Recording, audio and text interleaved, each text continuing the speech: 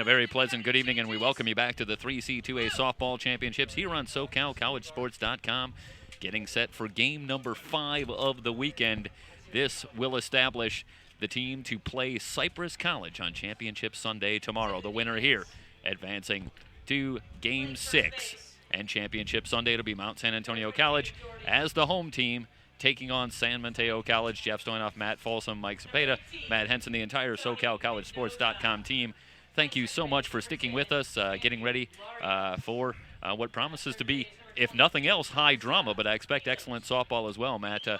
Two teams, obviously, we're talking about a couple of the best teams in the state here, but teams, I think, playing very well, and San Mateo comes in off a very dramatic victory in Game 4 in extras. If they can continue to hit like they did in Game 4, even though it went into extra innings, they could get on top of Mount San Antonio. Mount San Antonio comes in with a dominant pitching staff. You know, there's going to be a lot of aggression, I think, on the Bulldogs. They're going to have to lay off that rise pitch that either any of the three pitchers you're going to see from Mount Sac. It's Tiffany Kennedy Cummings who gets the call in the circle to start with an ERA under 1 for the season. So, no doubt a stern challenge here for San Mateo. I think what's very interesting going to the 8th inning, all 5 runs that came in the top of the 8th inning, all after 2 were out. We've been talking about how they've let some chances to break games open, especially going back to the Game 1 matchup between these two teams. By not delivering hits with 2 outs, and then all of a sudden they get a bevy of 2-out hits. And maybe they had enough practice and dry runs to make it effective. And ain't that the way in softball, in baseball, whatever it is you're talking about? It just seems that it's an avalanche of hits that come when you're struggling to find them when they finally do break through. We are underway. The first pitch in for a ball. 1 ball and no strikes. Megan Wells, the shortstop, will lead off. She'll be followed by Kristen Kawaki and Allie Steins, I should say. Big 3-run blast. No changes in the order for San Mateo. Second pitch swung on, fouled away. A ball and a strike. The count now on Wells.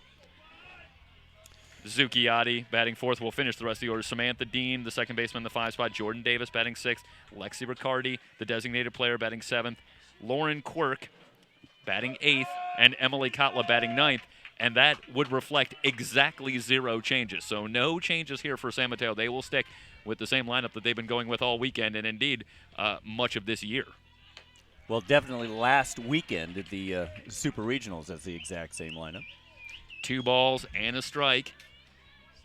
Kennedy Cummings should be pretty well rested here in 2 games.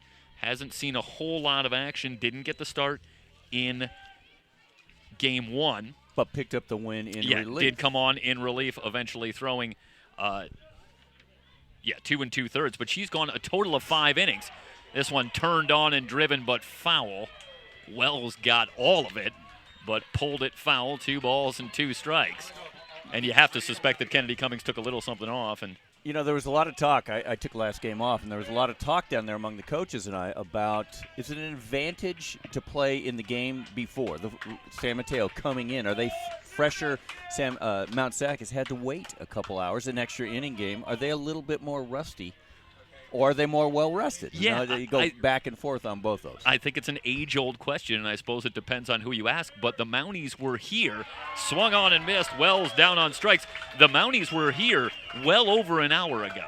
It did seem, I do believe that they left briefly, but then came back. But they've been here for a while, waiting in the dressing room, if you will, to get ready to come out here. So, indeed, you expect that they might be a little tight coming out here. Obviously, a lot on the line here. This is an elimination game that we're talking about. So that'll bring up Kawaki. No big surprise. And we see Kennedy Cummings with a strikeout. We'll give you the numbers on Kennedy Cummings coming into action today. Kennedy Cummings with a record of 17-1, an ERA of 0.96, 123 innings pitched, or 109 innings pitched, 123 strikeouts. So numbers that Nolan Ryan would be proud of right there. Yes, absolutely. Well, anytime a pitcher is averaging more than 1 strikeout per inning, they're in command. So Kawaki will dig in from the left side, just underway here in the top of the first. Happy you've joined us for the California Community College Athletic Association Softball Championships. Bunted in the air, but right back to Kennedy Cummings, who puts it away. So Kawaki trying to bunt her way on, but she's an easy out, and it's 2 up, 2 down quickly for Kennedy Cummings, and that'll bring up Allie Steins. And as you alluded to a moment ago, last time she was at the plate, it was a 3-run bomb in extras to salt it away in the 9-4 victory over San Joaquin Delta. Smaller in physical stature, but definitely able to blast it out of there. Well, Steins is having a terrific weekend. 3 hits in the Game 1 loss, and then say no more than the big 3-run bomb in Game 4 to keep the season alive for the Bulldogs. She takes a ball outside, 1 ball and no strikes. 2 for 5 with 4 runs batted in last game. Yeah, hey, the home run's just the start of the story. Fastball catches the inside corner, a ball and a strike. The count now on Allie Steins. Gabby Zucchiotti would be next if Steins could keep it alive here in the top of the first.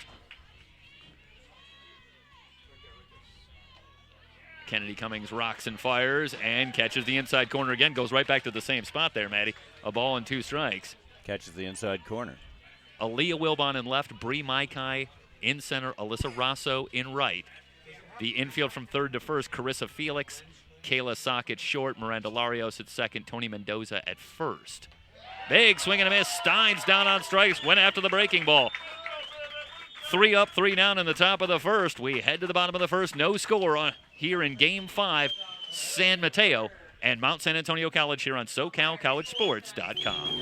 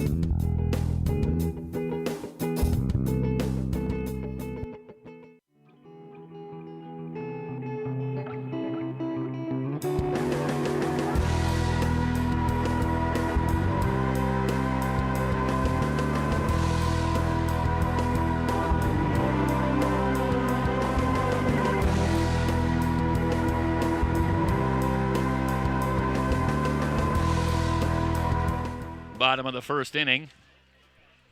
Madison Mercer getting the start in the circle, and if we talk about Kennedy Cummings not having had to work too hard so far this weekend with only 5 innings pitched, it's her opposite number in every way in the circle. And Madison Mercer, 11 innings so far in 2 games for Mercer, who's appeared in both games, and she has scattered 18 base runners, 14 hits and 4 walks in those 11 innings. So she has had to work very hard, but she's back out there in the circle here trying to get it done in Game 5. And with only about 30 minutes break after the last one. Of course, she didn't start last game. I'm not sure what inning she came in since I was observing, not up here in the booth. Ended up, pitching 4 innings in the victory. I think if you're looking for good news, though, Mercer came on, as Kayla Sock, the leadoff hitter, takes a ball high, came on and struggled in her first inning, allowing a run, eventually a couple of unearned runs in that, but then really settled down and slammed the door in that victory. So you hope that maybe Mercer is starting to round into form here as this weekend goes on. That one fouled off, a ball and a strike. Well, we've talked about this all weekend long, that some pitchers get stronger the more innings they work. And Mercer, San Mateo fans are hoping that that's true with Maddie Mercer. Well, she's certainly gotten the work in. She has. And she's not overpowering. That's for sure. She's not going to be overpowering, but as long as she lets her defense do their thing, she's going to be all right. That one lined foul from Sock, who's now down in the count, a ball and 2 strikes. Sock came into action today, batting .375. 9 home runs, 36 runs batted in, so a lot of danger here in Kayla Sock right at the top of the order. Has the power to go deep, and, of course, she's a tremendous base runner as well. Well, we saw her against Cypress in the first game. First at bat, she hit it to right field, stretched into a triple to start the game, and it was all based on her wheels. 1-2 pitch, pop towards shallow center, but Dean has it behind the back. Could have been trouble, but Dean closes quickly for the first out here in the bottom of the first. That'll bring up Aaliyah Wilbon. Aaliyah Wilbon, what did she do last game? That's right. Came in batting .458. .458. No home runs, 25 runs batted in that coming into action today. Lots of speed as well. You know, Mount San Antonio is like the definition of speed. These Southern California Yeah, we talked schools about are that really San fast. Joaquin Delta statistically seemed to be a station-to-station club, not a lot of stolen bases, but that is in stark contrast to the other three teams here. Yep. Decidedly more aggressive, at least statistically, on the base pass. First pitch, low and inside, a ball and no strikes on Wilbon. And that could be a a coaching decision. You know that we play a certain way. Absolutely. And nothing wrong with that at all. There's nothing negative meant. Slap towards short. Wells scoops it up, goes to first in time to retire Wilbon. 2 up, 2 down for Mercer, trying to match Kennedy Cummings here in the bottom of the first. You know, how many times did we see last game Jordan Davis over there making a great stretch to get the out? Yeah. Without her making those lunging stretches. Yeah, I'll tell you, Wilbon from the left side with very good wheels, and the stretch was probably the difference right there in getting Wilbon on a bang-bang play at first. 2 down, base is empty. That'll bring up Taylor Jarique, the catcher. Mercer ready, the first offering. In there for a strike. Set the umpires for you. Behind the plate, it's Rick Petros. First base, Joe Torres, and at third base, Rick Turner. Here tonight in Game 5. No balls and the strike on Jarique. Mandy Larios would be next. Mercer into the wind. Driven deep to left. Kotla looks up, but it's gone. Just like that, Jarique gives the Mounties an early 1-0 lead. And you take a look at the replay, and it looked like a breaking ball that just hung over the center of the plate, and Jarique did not miss it. Well, Jarique, leading the team in home runs during the year, has had a couple already today. And, came in with 12. Came in with 12, now has 14 after her second one today. Great behind the plate as well, the diamond catcher of the year. You know what? It's terrific. It's funny that you mentioned, we were just talking about Steins last inning. What a matchup behind the plate. You got Steins on one side with the 3-run bomb, part of bringing San Mateo along, and then on the other side, the opposite numbers, Jarique, with her second home run of the day and stakes the Mounties to the early 1-0 lead. Very rarely do you have teams get to this level of play without good catchers. Yep. It just doesn't happen. So Mercer looked to be on her way to an easy first, but not so fast. The home run gives the Mounties the early lead. First pitch to Larios is in there for a strike.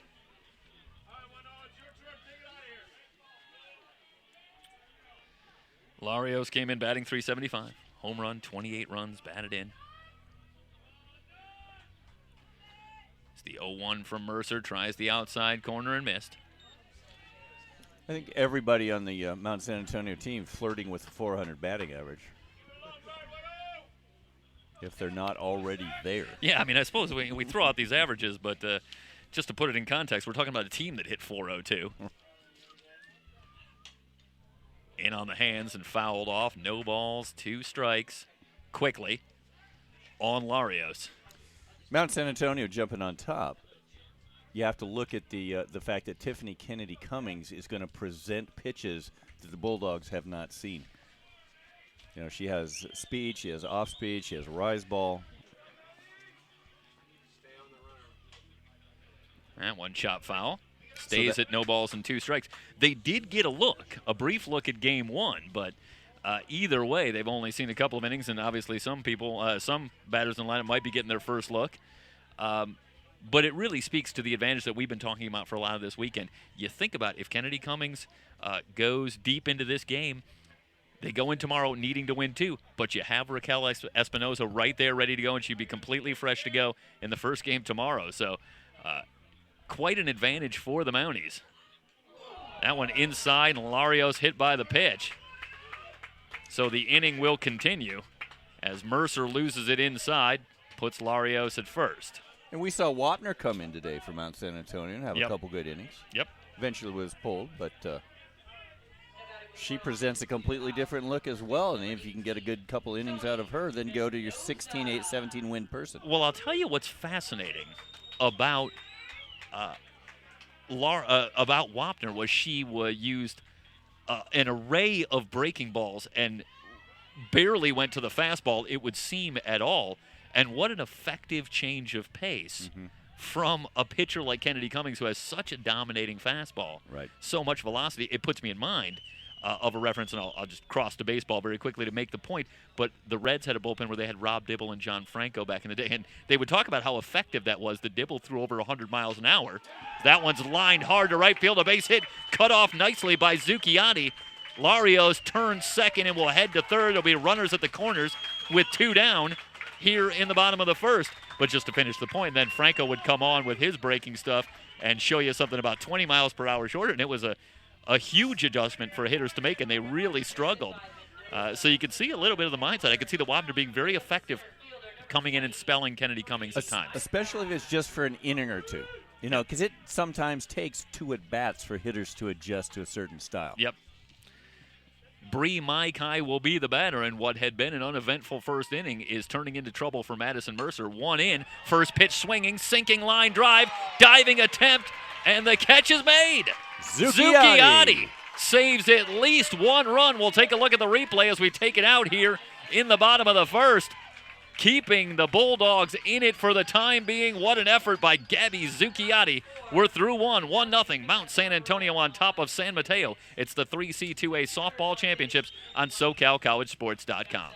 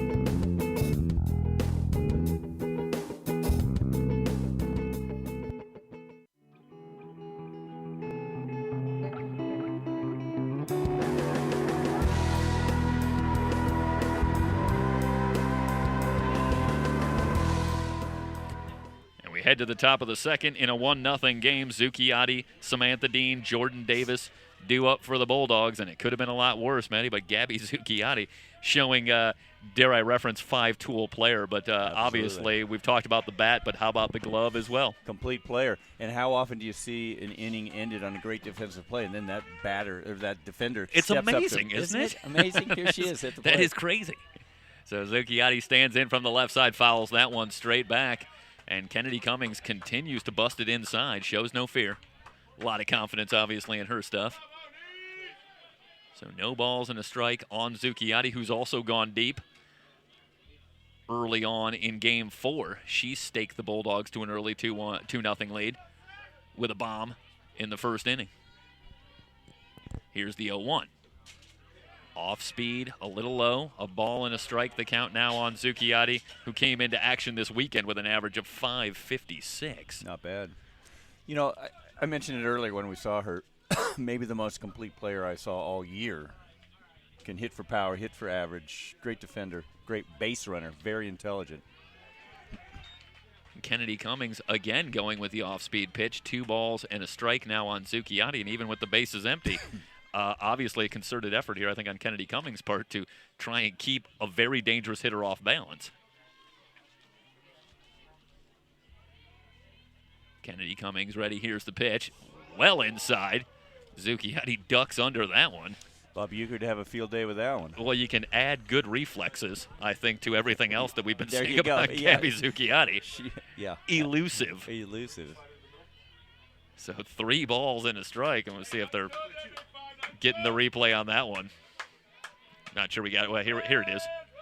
right into your living room. So 3-1 now on Zucchiotti. Slapped foul. Full count now as Zucchiotti leads it off here in the second. You know, with Kennedy Cummings in the circle, the Bulldogs, having just played a game and they're very pumped to have all this adrenaline, they really have to be patient and they have to be disciplined. They're going to see some stuff that rises. They're going to have to be disciplined. Off speed again.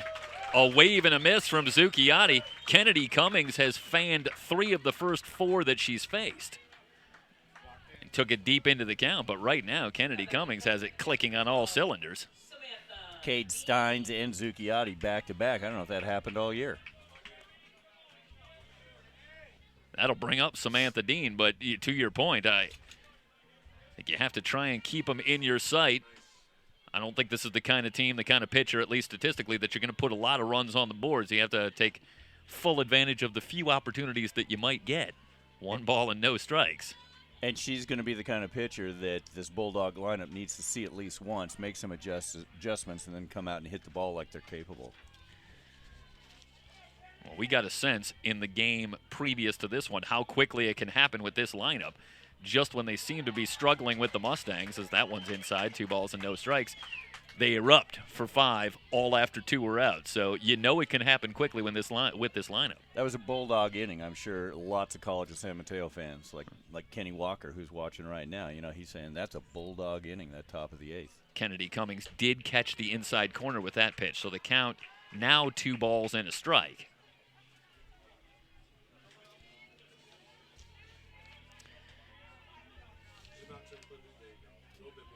Dean came into action batting .386.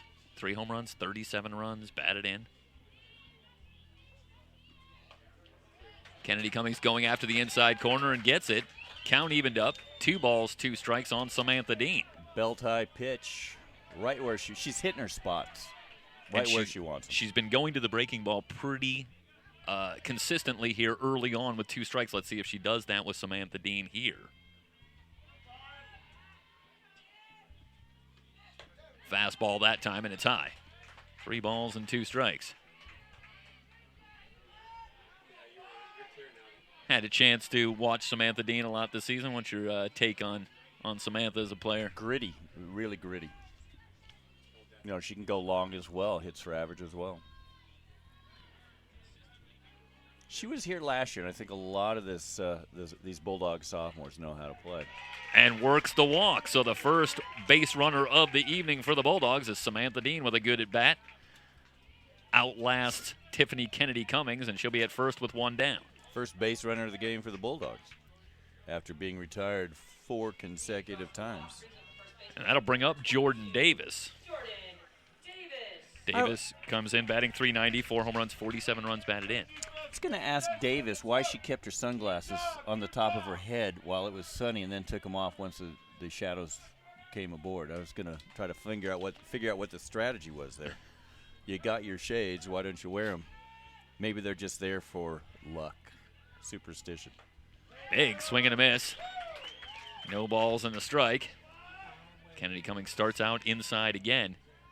Now you wonder about something like that, because I mean, you make the conscious decision to put them on, so it's not. You wouldn't think it's a situation as simple as I'm not comfortable wearing them, or it throws me off to go to them. I'd rather not, because obviously they put them on, so you would think that would be to eventually use them. Bunted in the air again. Easy play for Mendoza. Dean able to scurry back. So 2 down, Dean at first, and that'll bring up Lexi Riccardi. You know, from my vantage point behind home plate during the last game, I got to see a lot of things I haven't seen up here in the booth, and that was one of them. Why is Jorda wearing her shades on her head? Because it's sunny. Well, if they win this game and they're here tomorrow, it is still a relevant question, Matt. So okay, I'll ask her. Hoping you can track down Jordan and get our answer. Well, we might be able to surmise something if she wears them in this game on her head. Here's Riccardi. Kennedy Cummings rocks and fires. Just outside. 1 ball, no strikes. Lexi came into action today batting .340, 3 home runs, 23 runs batted in.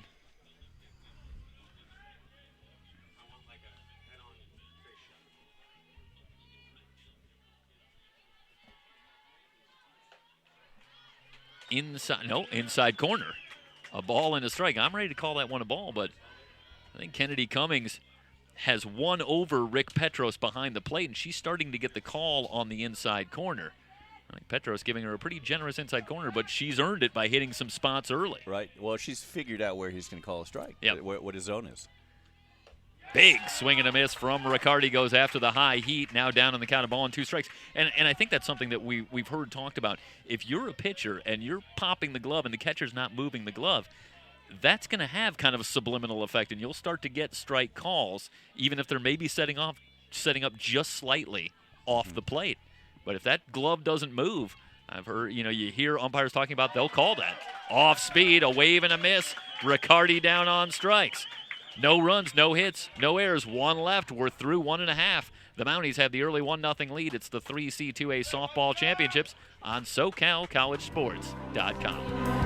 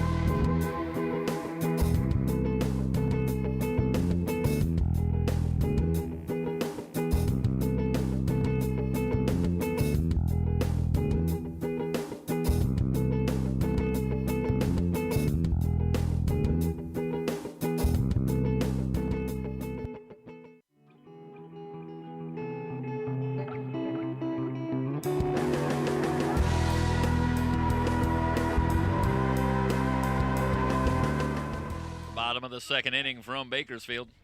1-0 Mount San Antonio College on a solo shot off the bat of Taylor Jarique.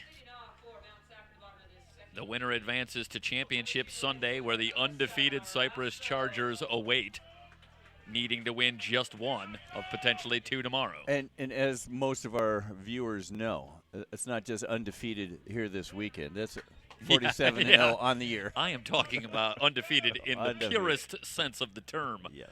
1 ball and no strikes the count now on Rosso. The bottom of the order due up. Rosso, Espinoza, and Carissa Felix.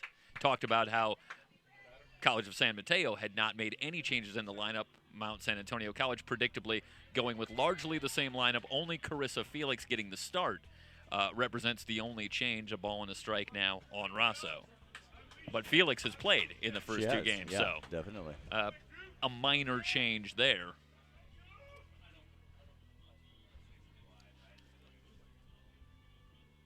One pitch in on the hand, slow roller to short. Wells, the strong throw, and Rosso retired. Well, you've talked about it a couple of times, but Megan Wells, very smooth at the shortstop position, really anchoring that infield. Yeah, she's the defensive player of the game of the tournament so far for College of San Mateo. That'd be interesting. There's a lot of great plays here to think about, sort of gold gloves for the weekend, because you think about Cypress and a couple of plays that we've seen there as well. And we've seen some great defense, really, from all 4 teams. Yeah. In fact, it's a sharp contrast to what we commented on last year, where we saw lots of fielding errors. Yeah.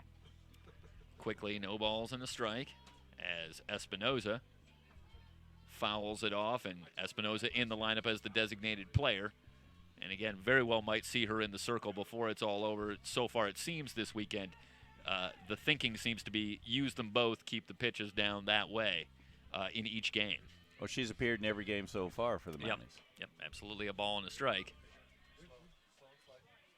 While I have a chance, I want to congratulate the San Joaquin Delta College Mustangs on a great year. I see them regularly in all sports, not just softball, but Absolutely. the culture of that college is really extraordinary, what they bring to the table in softball and all the other sports. Well, in our work for the 3C2A, I think it's safe to say we run across them quite a bit. Absolutely. Throughout the many different sports that we cover. So this isn't the first time that we've crossed paths with that college. And, yeah, another terrific season and a great job. And it highlights that when you get to this particular level, the championship round, it's so very quick. And it's a double elimination format. You run into one hot team, maybe have one off game, and your season's over. Right. And it seems very quick, but you sometimes can lose sight of the fact of what a long and successful season it's been for all four of these teams just to get this far. It is. And you just look what happened last game. Delta and San Mateo going the distance, extra innings. 2-2, fouled off. They refused to quit, those Mustangs. We talked about them being pugnacious and scrappy and all kinds of terms that really define that team. And, yep. They earned the right to be here. That's showing pugnacity. I'm staying with it until. Well, you invented it if it isn't already there. Until somebody tells me that's not a word. It is a word. All right. It's a word. Well, now I'm really sticking with it. Again, fouled off, and Mercer now trying to work it inside on the hands of Espinoza, and Espinoza doing a great job fighting off some pitches here. Heard a reference to this last game. The challenge as a hitter, sometimes the best you're going to do with a pitch is foul it off and try and get yourself another pitch, see if you can get one in a zone you can handle. So a good piece of hitting by Espinoza. You see it time and time again, and to make a baseball reference once again, you look at a pitcher and how many pitch count in baseball. You really do. It's a part of that game. This game, it is not as important from a pitching standpoint. From a batting standpoint, you want to have multiple opportunities to hit the ball. It's a completely different mindset. 3 balls, 2 strikes, the count on Espinoza. Here's the pitch. Lined hard. This could be extra bases. It'll one-hop the wall. Espinoza rounding first. She'll head into second, and she'll make it with a double. Well, Mercer stranded 2 on base. Just get a look at Espinoza, big smile, and she ripped that ball to left center. She almost out-hit herself being able to get to second. It went so fast off the wall. See there's a ball over the inner half, and she turns on it, rips it into left center. And Mercer puts herself immediately into a mini jam here in the second with a runner at second, 1 out, and that'll bring up Carissa Felix.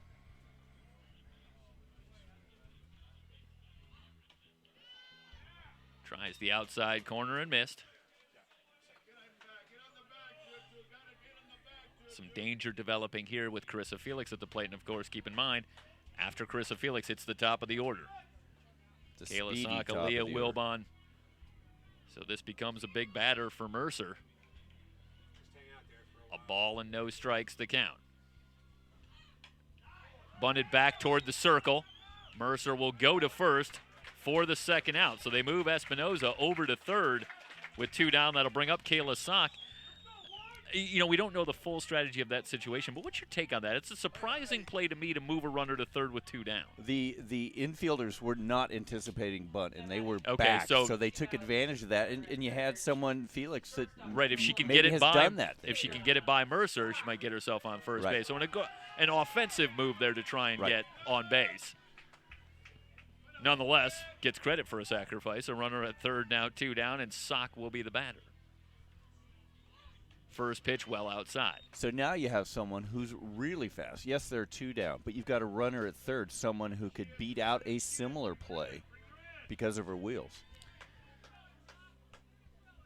Sock 3 for 8 on the weekend so far.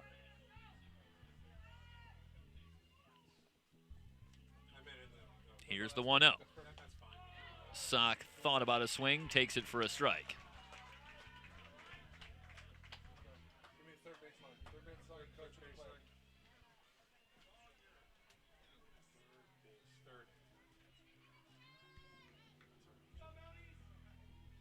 Mercer looking toward the Bulldog dugout. He's got the sign she wants. Here's the 1-1. Fastball grounded to short. Wells with the throw. That will retire the side. So Mercer in a bit of a jam, but she wriggles out. How many times have we said that? No runs, 1 hit. No errors, 1 left. We're through 2 complete. Mount San Antonio College with the 1-0 lead here on SoCalCollegeSports.com.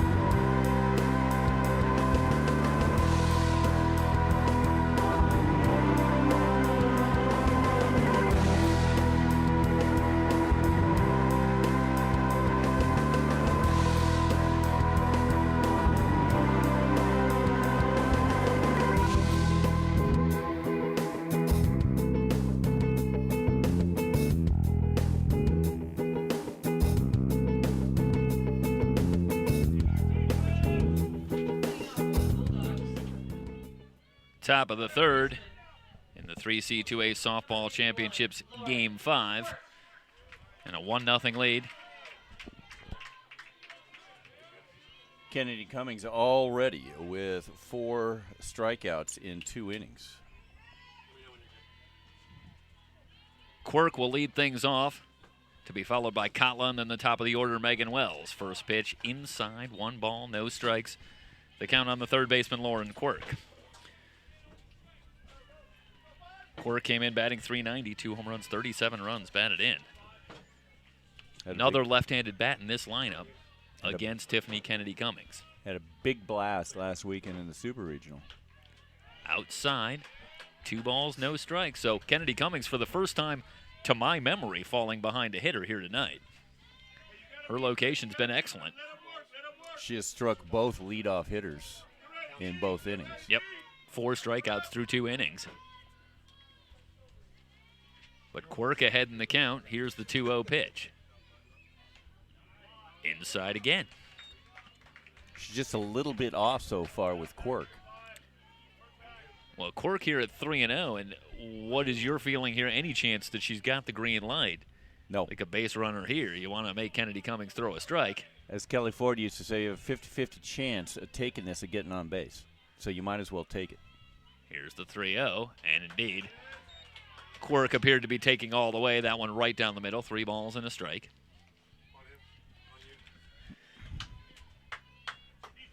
Quirk digging in there from the left side. Although it's always tempting when you think about it. That pitch is always fat.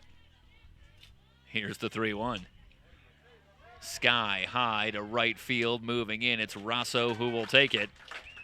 So Quirk gets ahead, but eventually flies out for the first out of the inning. That'll bring up Emily Kotla. Kotla came into action today batting .235. No home runs, 5 runs batted in. Kotla 1 for 3 against San Joaquin Delta last game.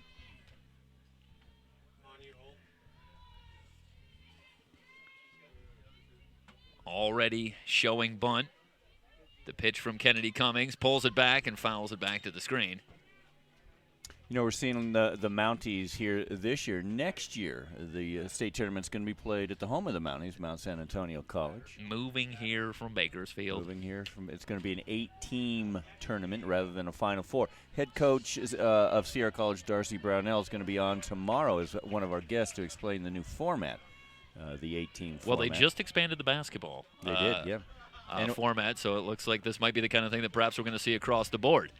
Soft liner foul. And they did it with volleyball this last year as well. Yep, absolutely. Of course, the volleyball was a single elimination tournament. These are all events we're covering. I'm trying to figure out a way to make it about us. Haven't really been able to do that. Just saying that, you just did. I'm trying to find a credible way to make it about us. Well, you guys need to get to beach volleyball next year. We had a great time this year at beach volleyball. I'll say that around Zapata. That is dream territory for Mike Zapata. It was fun. Had a great time. No balls, 2 strikes on Emily Kotla. Swing and a miss. 5 strikeouts. The first time through the order for Tiffany Kennedy Cummings. 2 down, bases empty. That'll bring up Megan Wells. And we talked about how it might take 1 or 2 at-bats for these Bulldogs to figure out. Yeah. Well, the real pressure here is on Madison Mercer. It is. On the mound. I really can't afford to let the Mounties get maybe even any further in front right now than 1-0. That's the kind of pressure that pitching like that obviously puts on your opponents. First pitch to Wells. In there for a strike. Wells struck out her first time up. So this is when the Bulldogs, after each of these at-bats the first time, they're in there talking about what they're going to do, what they need to look for, what they need to watch out for, what they need to lay off of. 0-1 pitch. High Great inside. example. Great example right there. Lay off the high stuff. They look tempting as they're leaving the hand. Get closer to the plate. Wells, not so good. Coming off a monster game in the victory over San Joaquin Delta, 3 for 4, 3 runs scored. She's 3 for 8 on the weekend. 1-1. Here's the pitch from Kennedy Cummings outside. 2 balls and a strike. Well, Kennedy Cummings fell behind 1 batter, 3-1. She's down here, 2 balls and a strike, but she's still 2 up, 2 down, working on another 1-2-3 inning.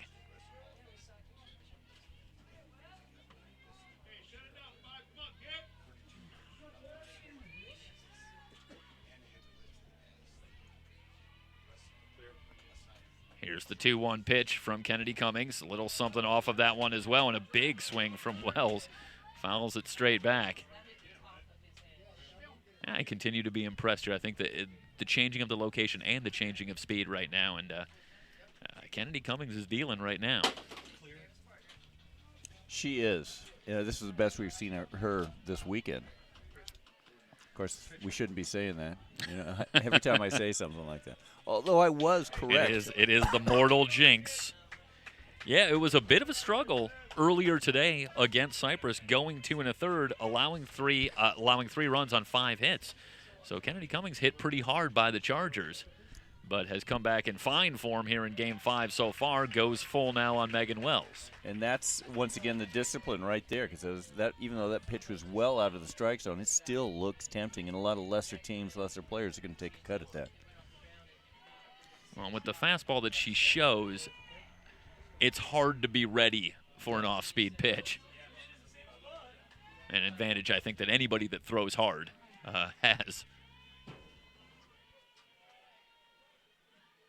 Here's the payoff to Wells. Fouled away.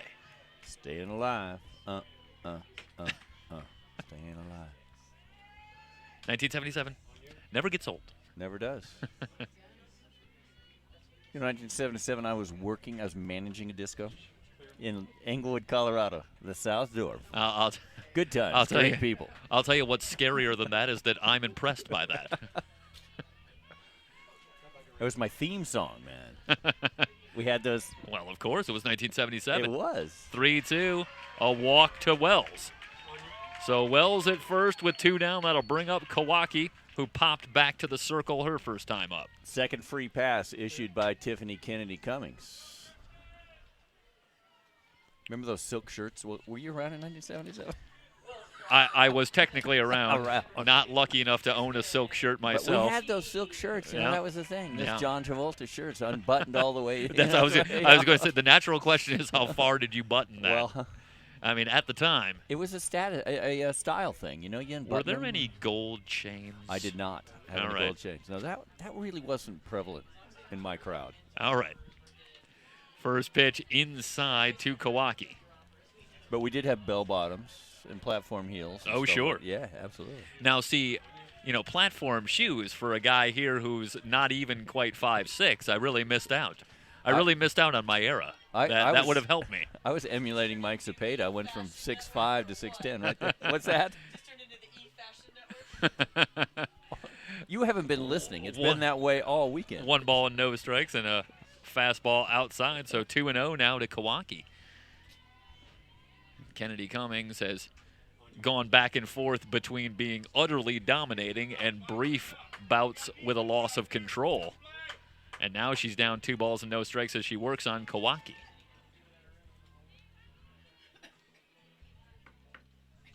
Here's the pitch, lined foul. And a tribute to adjustments by Megan Wells. She saw her the first time, went down swinging, earned a walk on that one, a nice at bat, laid off some of the high stuff that got her in the first. Well, against the type of hitters that you're going to see up and down this lineup, you have to expect that there's going to be adjustments in that Bulldog dugout, and then, of course, that puts the onus on Tiffany Kennedy Cummings and the Mount Sac coaching staff to make the adjustments again. Of course, a constant battle as it goes on. Here's the 2-1 to Kawaki. On the outside corner, meanwhile, Wells able to steal second without a throw. So a runner in scoring position, 2-2, the count now on Kawaki. See if we have this one on the replay. Or are we live? Okay, this is a replay. Didn't quite have it. A runner at second, 2 down, and a 2-2 count on Kristen Kawaki.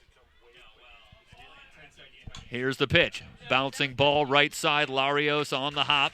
Over to first to retire the side. The Bulldogs get a runner into scoring position, but nothing doing. No runs, no hits, no errors. 1 left on base. We head to the bottom of the third. 1-0 Mount San Antonio. It's the 3C2A softball championships here on SoCalCollegeSports.com.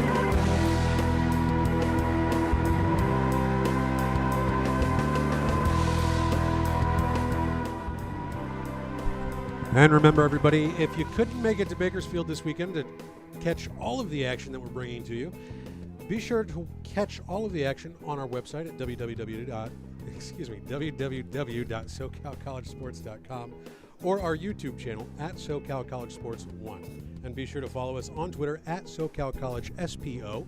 Let us know how we're doing, how the umps are doing, how the players are doing, or just say hi.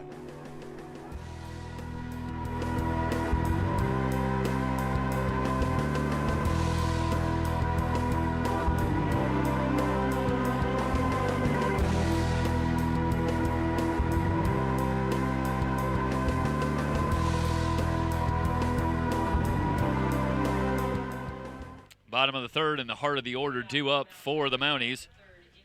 Aaliyah Wilbon, Taylor Jarick, and Mandy Larios, 2, 3, and 4 in the order. And so far the difference, a solo shot back in the first inning off the bat of Taylor Jarick, a 1-0 game. Wilbon grounded to short her first time up.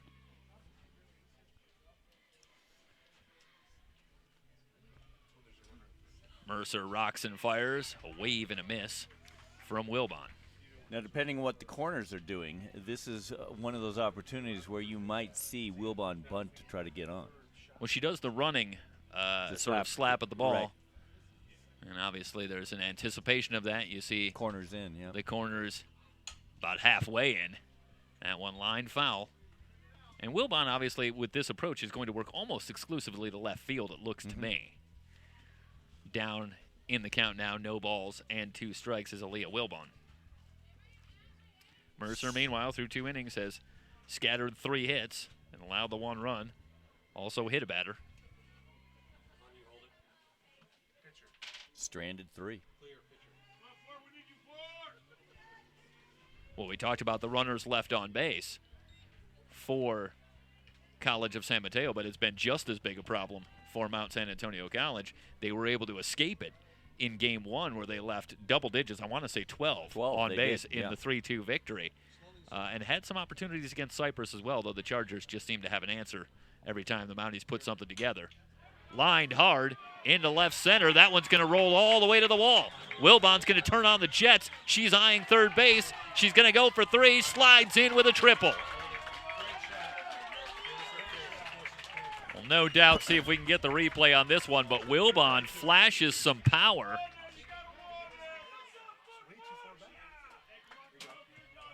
Steps in, and the outfield in, Kawaki has that one slide past her all the way to the wall, and Wilbon with the good speed that you talked about, thinking 3 all the way, and she's at third right now with nobody out. And that's where the defensive adjustment, a slap hitter like Wilbon, where she's going to try to hit small ball to get on, really backfired for the Bulldogs. It would backfire for any team anticipating a hitter like Wilbon. 4th triple of the year for Wilbon.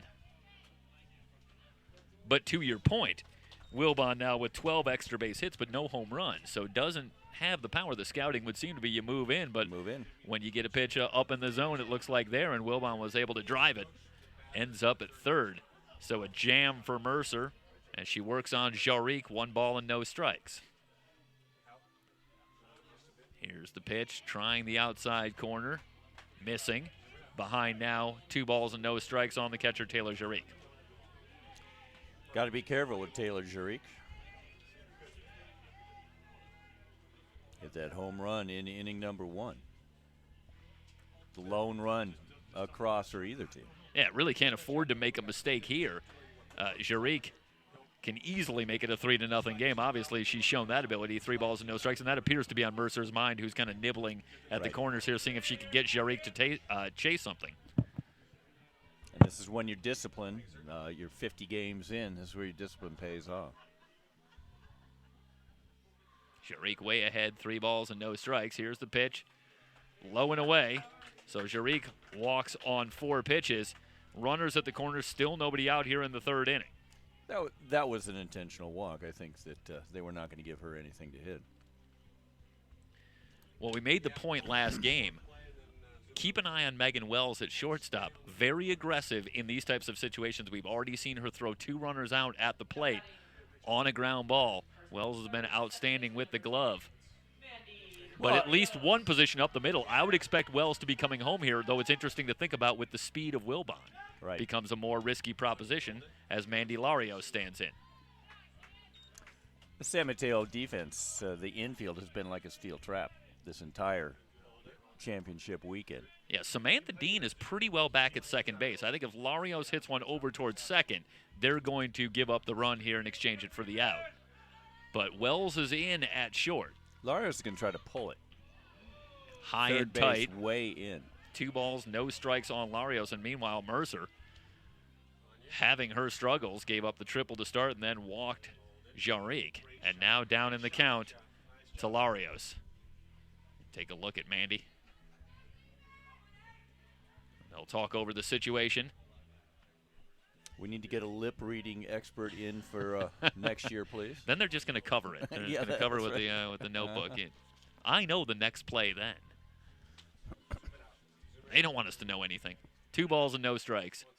They count on Larios. Here's the pitch. Tries to bunt that one on the left side, but it's foul. Little 2 suicide balls and a squeeze strike. there. Larios hit by a pitcher first time up.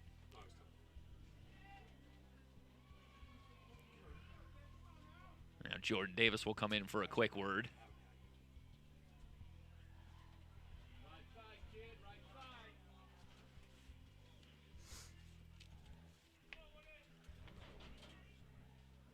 Mercer slowing it down. Now ready. Kicks and fires. High pop on the infield. Wells juggles it. Will go to second for the force out. So the dropped pop fly ends up being no damage as give Wells credit for keeping her head about her after she muffs the pop fly, aware that she can go to second. Yeah. And it's the same situation here. Take a look at the replay and just loses that one momentarily, but then goes for the force out. So it'll go down as a fielder's choice. Meanwhile, Wilbon stays at third. So runners at first and third, one out, and Tony Mendoza will be the batter. Lario's chasing a bad pitch, well out of the strike zone. First pitch from Mercer on the outside corner. No balls and a strike on Mendoza. A clean single back in the first.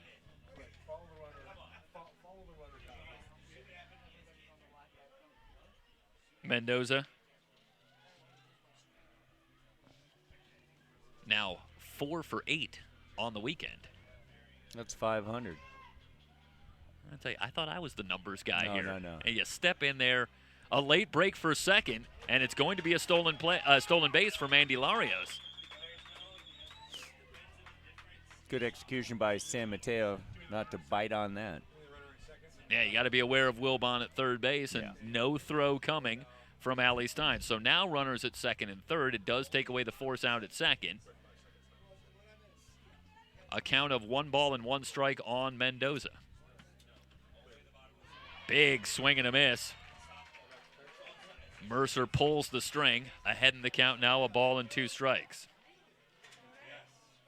Meanwhile, for Larios, just her second stolen base in 2 attempts, so she knows how to pick her spots. She's 100% on the year. More numbers. Yes.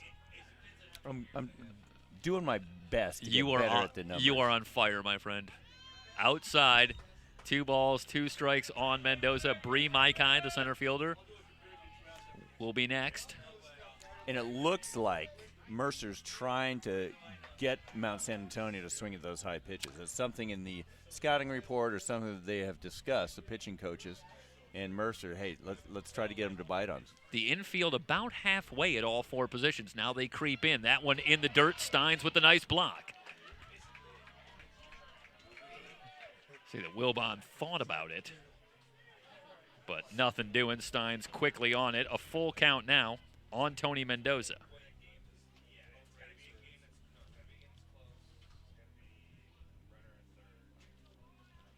We'll have another quick conference.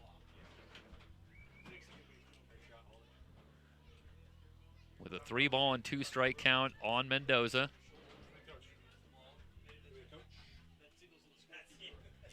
You know, we just saw a shot of Ruby Rojas, who there she is. Has had great success at Mount San Antonio. Kelly Ford was telling a story about Ruby when she hired her during her acceptance of the Hall of Fame. She said Ruby came up to her. She didn't know who she was. She said, this woman came up to me and said, after a game, Coach, do you have a spot for me maybe on your coaching staff? And wait till that pitch. In on the hands. Dean with the easy put away. The runner's not going anywhere. 2 down now. Runners at second and third. Bree Maikai will be the batter. So Kelly Ford at Mount San Antonio said, no, I'm sorry. I don't think I have anything on my staff for you right now at this time.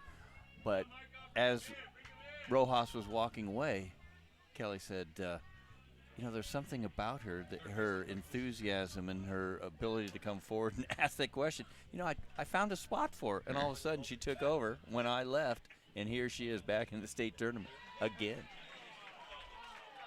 No balls and a strike now on Maikai. Well, we've been talking about what a small world it is.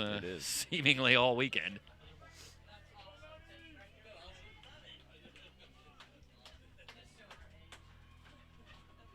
Mercer ready. Line drive, fair ball. 1 run will score, 2 runs will score. Maikai rounding second. She's going to come home. The throw in, not in time. Inside the park home run. Bree Maikai, it's 4-0. Woo!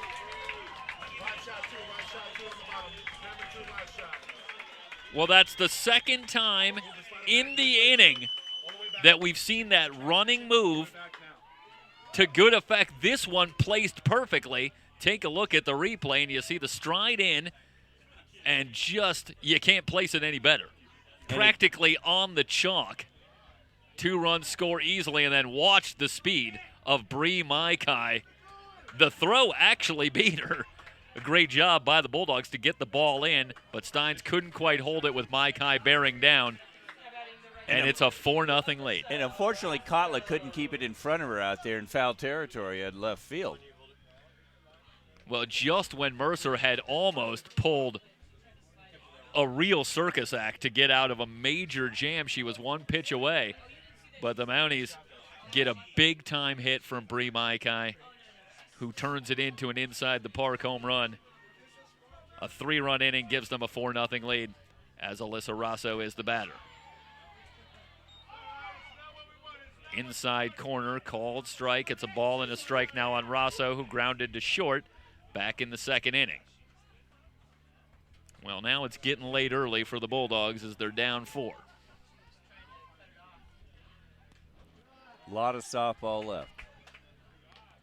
The kind of offense that we've been talking about for College of San Mateo. We saw it in one inning last game. Yep. All the offense they needed took place in 1/2 inning. 2 balls and a strike, the count now on Rosso. Mercer continues to work. Here's the pitch. Shallow pop, gonna fall in for a base hit. So Rosso, with the 3rd hit of the inning, keeps it going, and that'll bring up Raquel Espinosa, who doubled her first time up. Still no action in the Bulldog pen.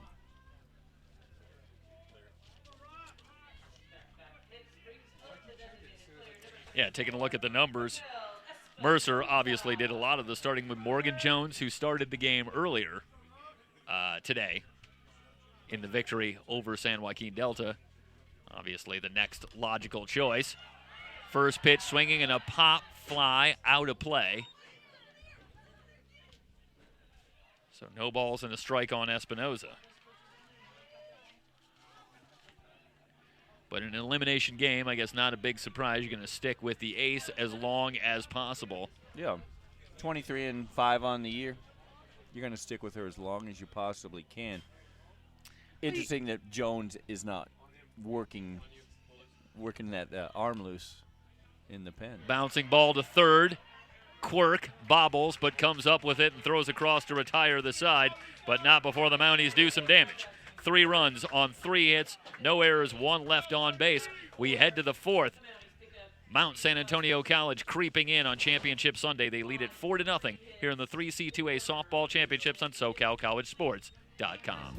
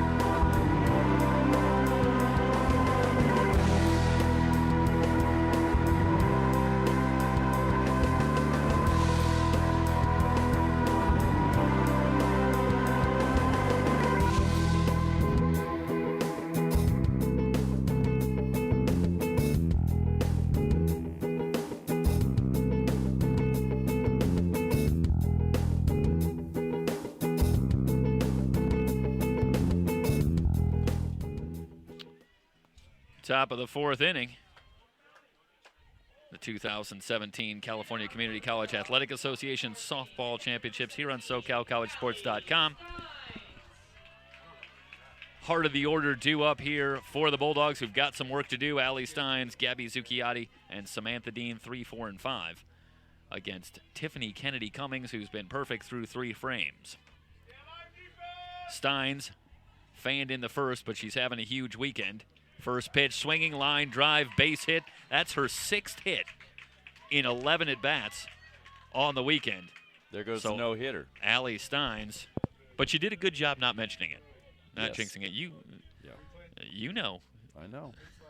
I don't talk about mercy rules, perfect Not- games, not no-hitters. your first No, rodeo. I don't do that. We all knew it. Steins at first. So the leadoff man aboard, and that'll bring up Zucchiotti. She fanned to start the second. And we'll see, to your point here, the second time through the order. And already saw Wells have a better at-bat, working a walk on her second look at Kennedy Cummings, and now Steins with a base hit. Drag bunt to the right side. Larios underhands to first, not in time. Zucchiotti flashes the speed, and we'll take a look at a bang-bang play at first. And a great job on the drag bunt, getting it by Kennedy Cummings. Perfect placement on that.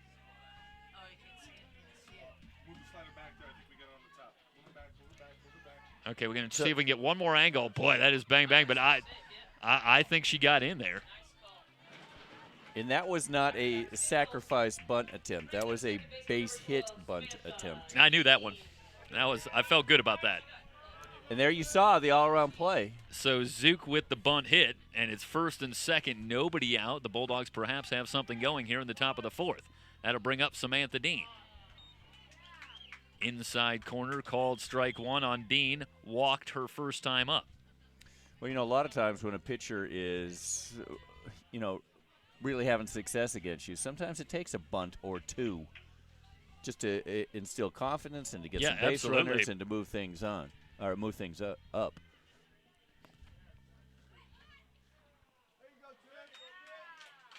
Another pitch in there for a strike. Quickly 0-2 on Dean. Dean, interestingly, on the weekend is 2 for 4, but she has 3 walks now, counting this one. So she's been on base 5 out of 7 plate appearances.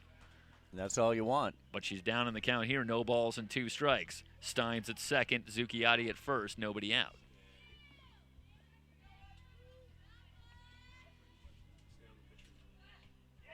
Tries the outside corner, just missed, and there you see the tailing action away from the right-handed batter on the pitches by Kennedy Cummings. That's part of, I think, what's made her so effective on that inside corner, kind of a reverse backdoor slider. Right. Where she's working inside and then catching that inside corner.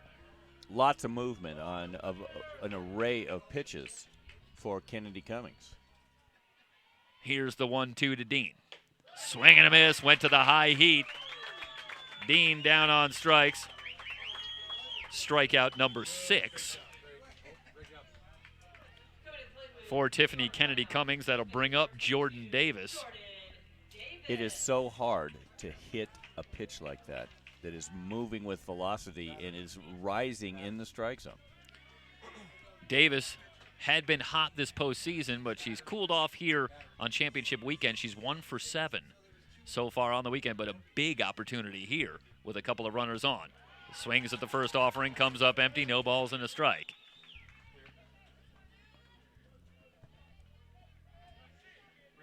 Well, as we talk about very often in our coverage of softball and of baseball, it's down 4-0, and you want to start winning innings here if you're San Mateo, and it would start here picking up a hit, maybe scratching a run or two across, start to cut into the lead a little bit and go from there. Another swing and a miss.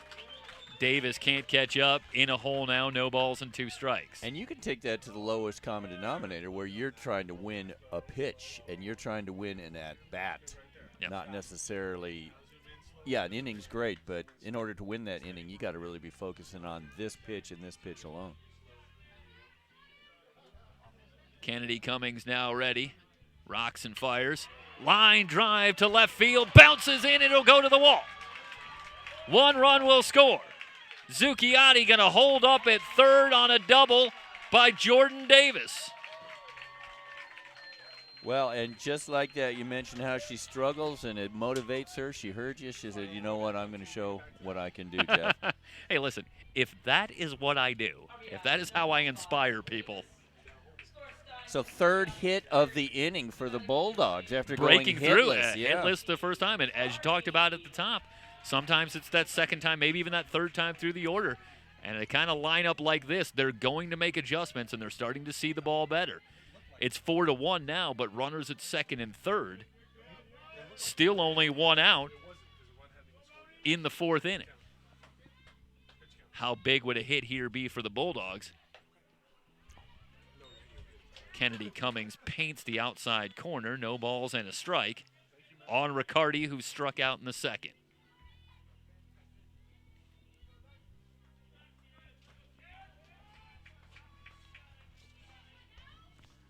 Riccardi, 1 for 8 on the weekend. And that hitter, well inside. And Riccardi on first now. The bases are loaded. Zucchiotti at third. Davis at second. Now Riccardi at first. And we could hear that one up here.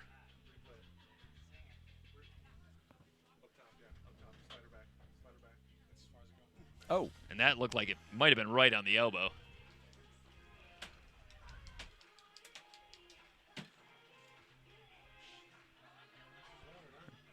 And Riccardi, a gamer, looks like she's going to be staying in.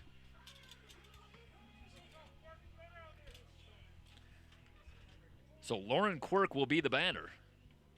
And all of a sudden, Kennedy Cummings had been rolling through 3.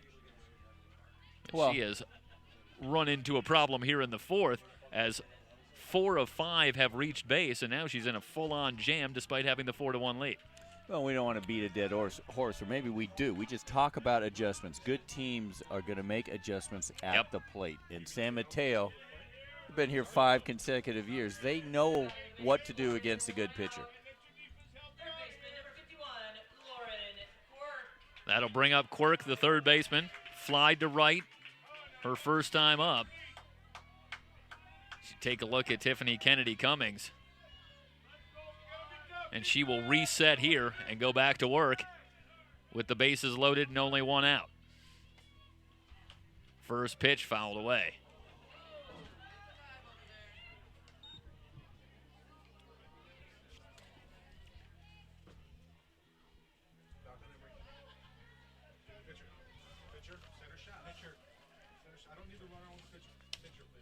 Quirk on the weekend 2 for 8, had 2 hits in the victory over San Joaquin Delta earlier this afternoon. Here's the 0-1 pitch. Way high and outside. A ball and a strike now on Lauren Quirk. Emily Kotla waits on deck. And Quirk led off last inning with a fly to right. So she maybe had started this this adjustment thing. Yeah, the fly to right might have been the best look that anybody had against Kennedy Cummings the first time through the order. Gets the outside corner. Kennedy Cummings now on top, a ball and 2 strikes. You saw Taylor Jarick trying to frame that. She didn't need to do that. Old habit. She moved it from the outside corner of the plate, outside part of the plate, to the dead center part of the plate.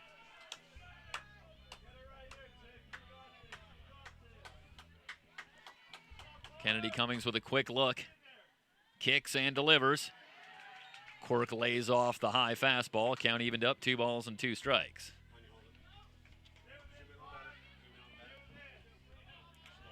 Well, it's been one of 2 things from Kennedy Cummings here. Off-speed stuff, trying to get him off balance. And every so often she's gone to that high heat. Well, Quirk was able to lay off one time. We'll see how Kennedy Cummings elects to work here on a 2-2 pitch. And Quirk reaches out and just slaps that one foul. Looked like Quirk might have been fooled on that one, but did a good job. They're making contact a lot more than they did a couple innings ago. Yeah, absolutely.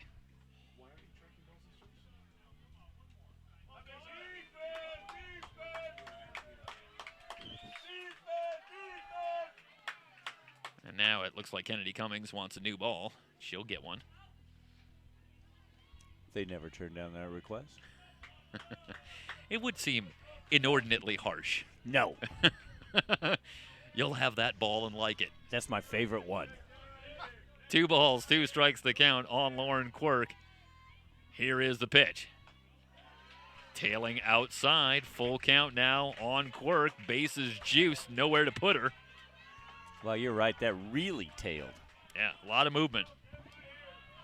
How does she do that? Bulldogs looking to keep the inning going. Only one down.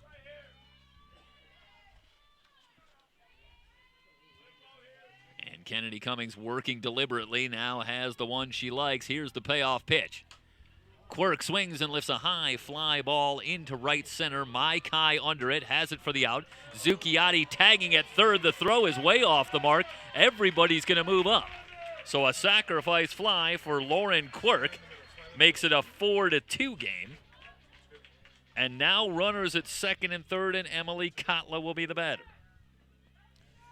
That was really a fortuitous sacrifice fly for the Bulldogs. Run scored, runners move up.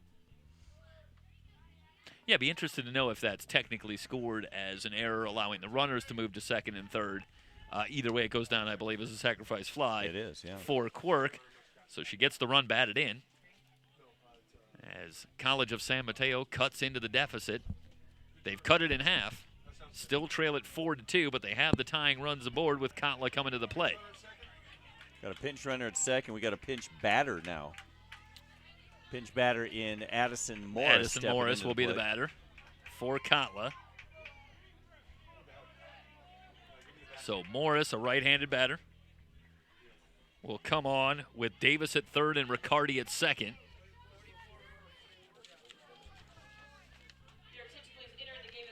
Morris with just 4 at-bats on the season. 1 for 4. What a situation for young Addison Morris. And an elimination game, gets her 5th at-bat of the season. Comes with 2 on and 2 out. Not her first action, however. She definitely has had some pinch running opportunities. Absolutely. Alicia Ortega now running at second for the Bulldogs. So Ortega at second, Davis at third. Kennedy Cummings ready. Here's the pitch. Morris swings at the first pitch and fouls it away while she went up there hacking.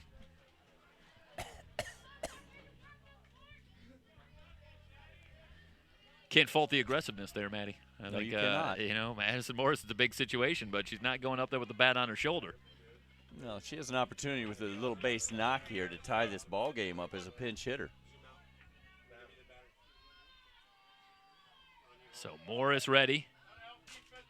Kennedy Cummings working more deliberately. Here's the pitch, in on the hands. That one shot foul. So you see Kennedy Cummings moving it around. She went away with the first pitch, then busted it inside. And she's on top of Addison Morris now, no balls and 2 strikes. Perfect opportunity for high heat for a batter who has not seen her. Yeah, absolutely. See if she tries to set something up here. There's a number of ways she can go. So Addison Morris with a long look, but she's going to stay in. Here's the 0-2.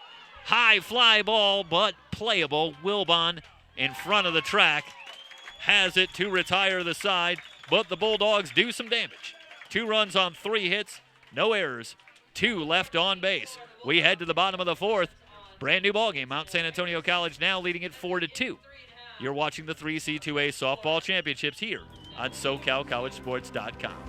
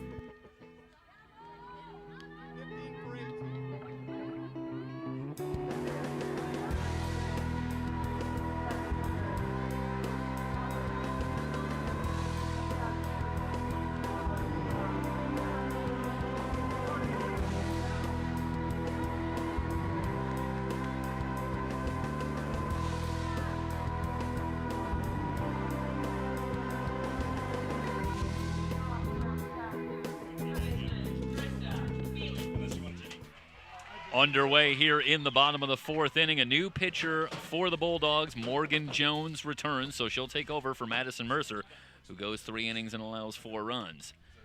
So Jones, who got the start in the eventual victory over San Joaquin Delta, back in the circle, working to Carissa Felix. Quickly ahead now, no balls and 2 strikes. That's what you want from Morgan Jones. So Jones went 4 innings, allowed 3 hits, didn't walk anybody, struck out 2 runs, allowed 1 earned. And left with the lead, if memory serves, a 4-2 lead that was eventually surrendered before the Bulldogs came back to win that one in 8 innings, 9-4. A ball and 2 strikes now the count on Felix. Lined into right field, a base hit for Felix. So Felix getting into the act.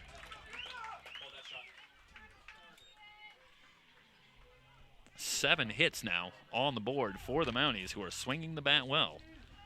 That's a great piece of hitting right there from Carissa Felix, taking that ball the opposite way. And here comes the speedy Kayla Sock. 0 for 2 so far today. But this is one of those, they're expecting bunt, the Bulldogs are. But this is one of those situations where she places it right. She has enough speed to get on. Thought about a bunt there, snap throw down to first. But Felix, I should say, back easily. No balls and a strike on Kayla Sock. 3 for 9 here in championship weekend.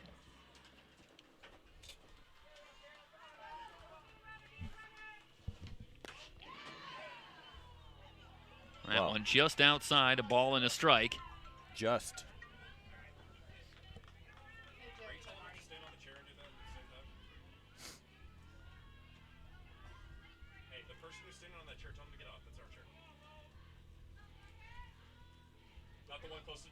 Jones ready. Here's the 1-1 pitch inside to Sock. Did it get a piece of her? It did. So Sock awarded first base. That is the second hit batsman for the Bulldogs. And now runners at first and second, still nobody out. And just when the Bulldogs start to do some good work at the plate, Matt, they get themselves right back in a jam dealing with this Mountie offense as they'll take a look at Kayla Sock. Took the words right out of my mouth. You put 2 runs on the board to get back in the ball game, and all of a sudden, 2 runners on for the Mounties. That'll bring up Wilbon, who keyed the 3-run third, leading it off with a triple. I like that shot. Hold. I'm trying to figure out what's going on down there. Got an umpire powwow. Okay, yeah, they're talking about it did seem a little weird the way it came off. I think there was contact on Kayla Sock.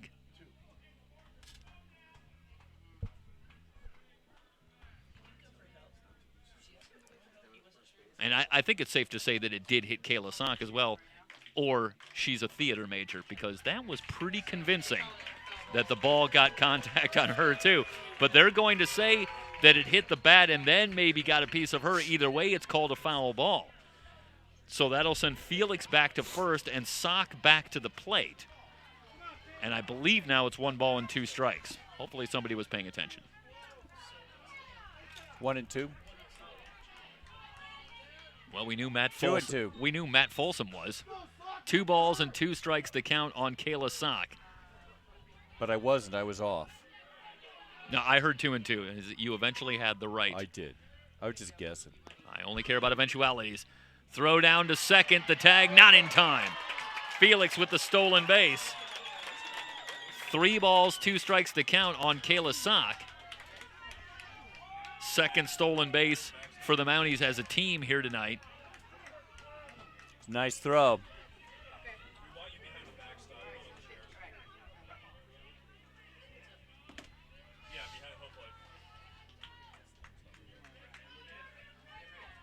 So Jones has a runner at second, nobody out here in the bottom of the fourth. Here's the payoff pitch to Sock. Ripped. They're saying foul. Just foul. Okay. Sock turned on that one, and that's a little bit of the extra base power that we've been talking about all weekend for Kayla Sock. She does have a double and a triple this weekend. That was so just she's foul. a danger. She is a danger. She can beat anything out on the infield.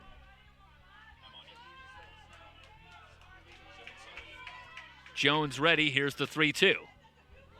And that one cued foul. So Sock still alive. Felix will return to second.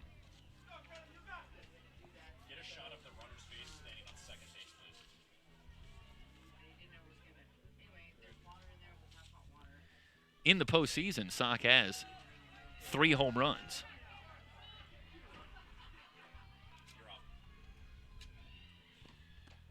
Inside.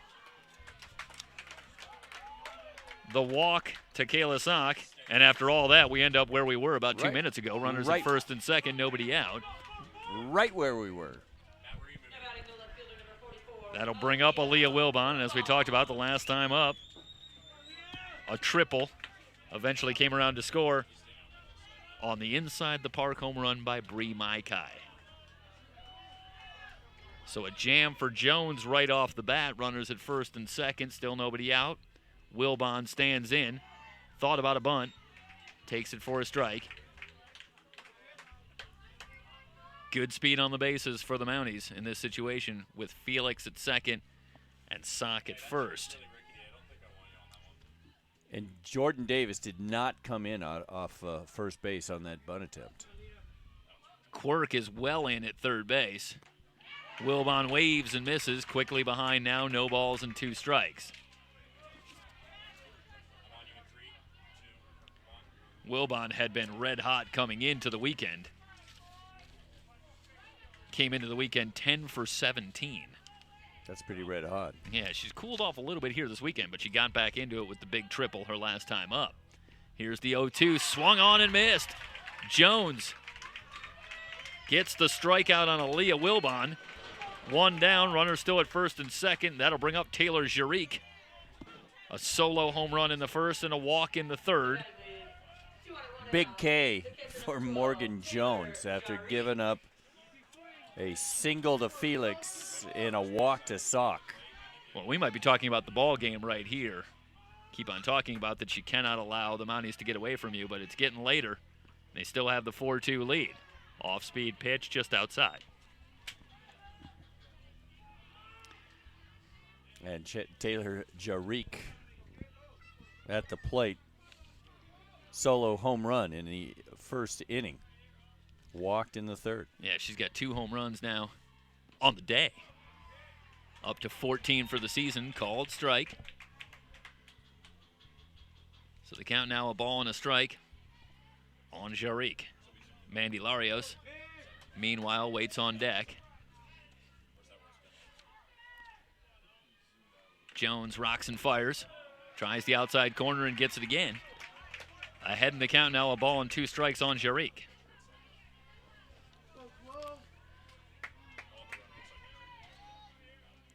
Jarique, incidentally, now has 5 bombs in the 2017 postseason. 1-2, Jarique tried to hold up and did. And you know what? That's what you want, bombs, in the postseason. It's nice to get to the postseason, but once you're there, having that kind of power,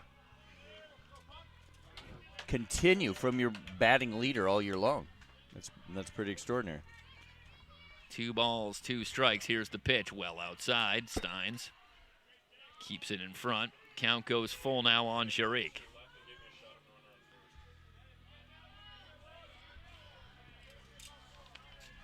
Talked about the Jarique. With the tremendous power, 14 home runs, just 4 strikeouts on the season coming into action today. Fair ball. No, they called a foul. Just foul. Wow. I thought that one went right over the bag. Well, we're going to get a great look at it right here, and I'm sure it is foul, but let's take a look at just how close this one was. Boy, right over the bag, but just foul. That could have been trouble for the Bulldogs. So Jarique back to work with a full count. No defensive adjustments. Here's the pitch from Jones. Bouncing ball through for a base hit.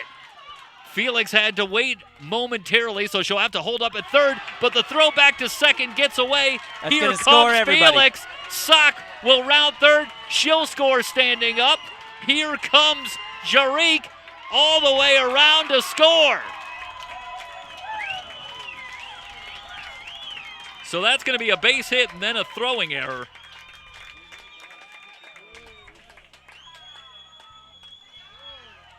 Wow.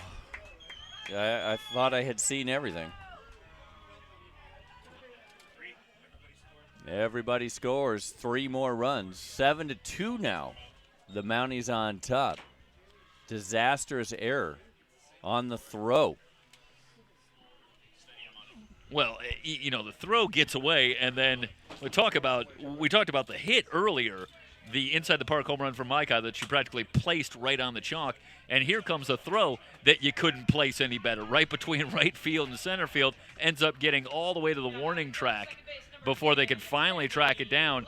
And, of course, you were never going to get a runner like Sock, but it even allowed Jarique to get all the way around eventually and score. And credit the Mounties for alert base running. As soon as that ball was out there, they picked it up and ran hard, and eventually all 3 runs come around to score, and it's now a 7-2 lead for the Mounties. And you saw Ruby Rojas over there waving everybody around. No hesitation as that ball rolled all the way to the wall. Larios, 0 for 1, grounded into a fielder's choice and was hit by a pitch. I should say she really popped into a fielder's choice. That was one that Wells momentarily mishandled, but then over to second to force the runner at first anyway. Still only 1 down here. Well, it's got to be deflating for this Bulldog team. They get back to 4-2. But you have to give the Mounties an awful lot of credit. They continue to put pressure on, and that's really been the story of this weekend. Their offense, this is one of the top 3 teams in the state in terms of batting average, and they have continued to give themselves scoring opportunities, one after another, it would seem. This one fouled away. So a ball and 2 strikes now on Larios. Well, and they're just hit hard into places where there are no defenders. You know, it's a perfect storm. Placement and nobody there.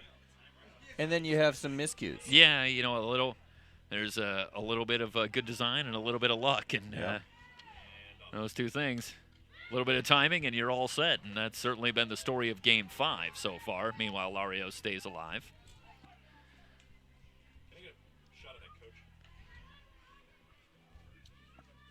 Taylor Jarique putting it in play. Scores her 2nd run. First one on that home run blast in the first. Larios had been struggling at the plate in this postseason. Started to break out of it this weekend with a couple of hits. Bouncing ball over to first. And Larios retired for the 2nd out.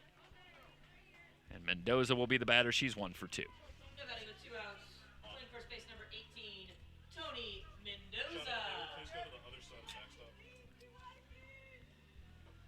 So 1 run in the first, 3 runs in the 3rd, and now 3 more in the 4th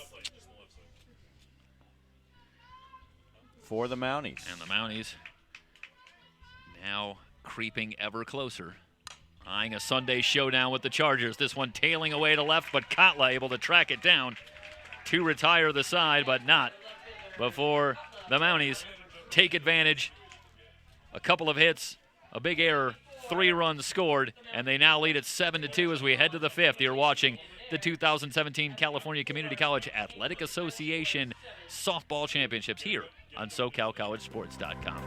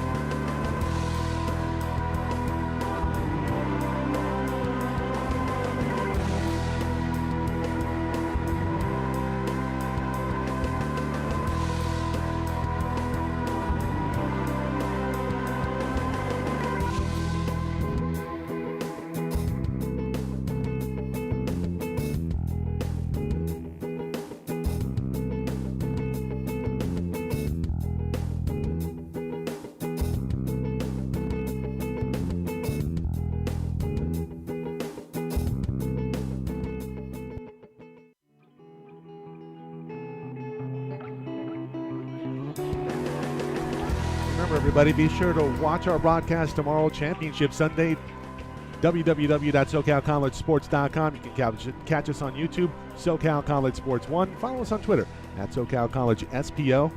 It's the 2017 Softball Championships here from Bakersfield. Happy you've joined us. Mike Cepeda, Jeff Stoynoff, Matt Folson, the entire crew here at SoCal College Sports. Top of the order due up here in the top of the fifth for the Bulldogs, who now trail at 7-2. Wells, Kawaki, and Steins against Tiffany Kennedy Cummings. First pitch, off speed, inside, a ball and no strikes on Wells. Yet to hit the ball in play. Struck out and walked in 2 trips. And now you're really down to one batter at a time. Just make an impact one batter at a time. Maybe for both teams. I mean, if you want to talk about that defensively, too. Wells lifts this one to left, playable for Wilbon, who moves over for out number 1. That'll bring up Kawaki, who's 0 for 2.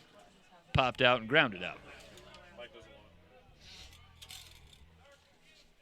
It's a can of corn, first out of the inning. You know I love a Hawk Harrelson reference. Kenny Harrelson.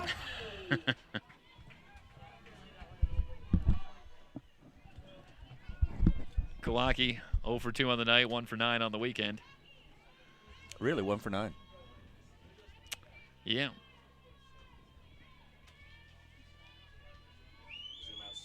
Kennedy Cummings kicks and delivers. Fastball on the outside corner. No balls and a strike on Kawaki, the center fielder for the Bulldogs.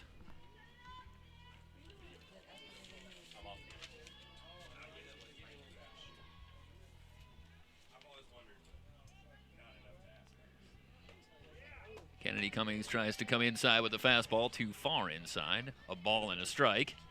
And she has the luxury now of being a little creative with her pitches. Trying to get San Mateo. You know, they made some adjustments in that one inning. But, you know, she has the ability now to hit. Check. Fastball just outside. 2 balls and a strike now on Kawaki. And you continue to see Kennedy Cummings working inside, outside. Right. Moving it around. And then she's done a great job. I think we haven't talked about that a lot, but being down in the zone and then up in the zone as well. She does not want to give the Bulldogs anything to anticipate. Like, she does not want to let them think she's coming inside. Slow roller on the right side. Could be trouble. They'll never get her. Kawaki with an infield hit. Oh, okay. Well, they wouldn't have gotten her. Yeah. So they'll say that one caught Kawaki. Take a look at the replay. Hit her on the foot. Well, I think it was in the box there is what they're saying. And then, so Kawaki.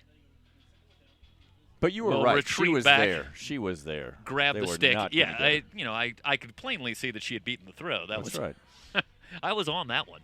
They usually do beat out those foul balls. 2 balls and 2 strikes. As Kawaki will go back to work. Kennedy Cummings with another chance. Here's the pitch. Pop back into the screen.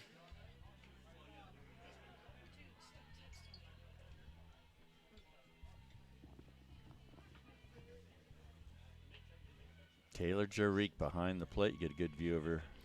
Well, you have the sense here now they're letting Kennedy Cummings go deep into this game. So one would suspect that we'll see Espinoza tomorrow. But, of course, you would suspect as well that Kennedy Cummings will be available and might either come in very quickly, and you might see both of them as Kawaki goes down and strikes. Maybe see both of them tomorrow again, splitting time in Game 6 and then again in Game 7, or maybe one of them in Game 6 and then come back with the other one, Kennedy Cummings, maybe to go the route in Game 7. Well, if we want to hypothesize the Mounties getting to Championship Sunday, Brad Pickler, the coach of Cypress, said you got to watch out for the Mountie pitching. Yeah. And that's what's carrying them. Well, in addition to their hitting, I mean, you can these are the top away. 2 teams in earned run average in the state, and also 2 of the top 3 teams in batting average, which speaks to the level of domination of the opposition so far this weekend, or this season, I should say. Fastball outside, 1 ball, no strikes on Steins, who's 1 for 2. Bulldogs, 2 outs here in the 5th. Need to get some base runners.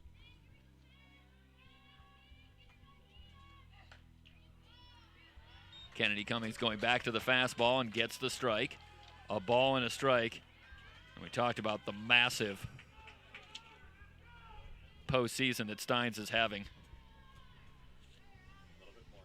3 home runs, 8 runs batted in, 13 hits in the postseason. Here's a Taylor. Tailed right away. 2 balls and a strike. Now on Steins.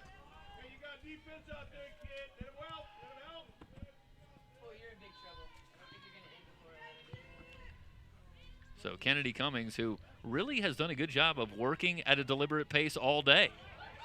Steins trying to hold up, but not able to do it. So now 2 balls and 2 strikes the count.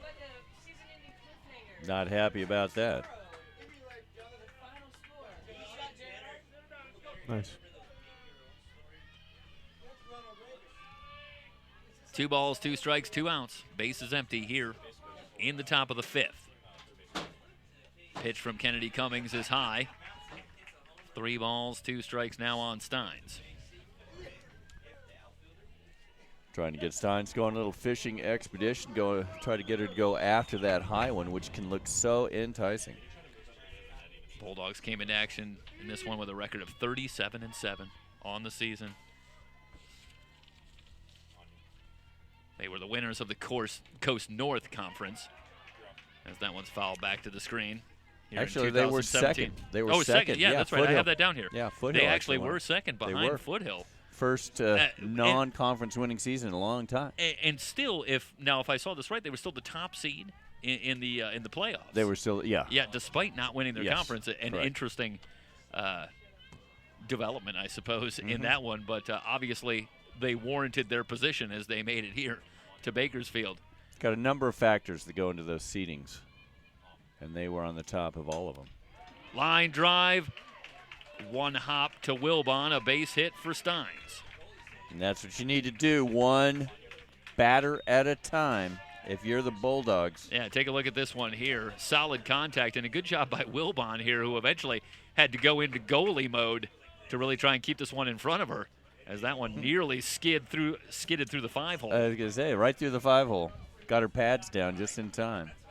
So a 2-out hit for Steins. That'll bring up Zucchiotti, who's 1 for 2. And while we're talking about monster postseasons, Zucchiotti, who came into the weekend 10 for 16 and has really kept that going. Another 3 hits here this weekend, including a home run. First pitch lined into left center, a base hit. This will go all the way to the wall. Steins heading into third. They'll hold her there. So runners at second and third with 2 out, and Samantha Dean will be the batter. Zucchiotti. 14 hits now in the postseason for Gabby Zucchiotti. The Zook.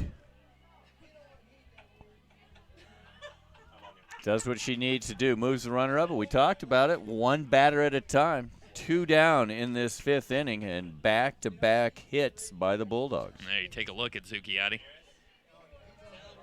All right, check that. I'm sorry, that's Steins Steins at third. So Steins went at deep third. last game.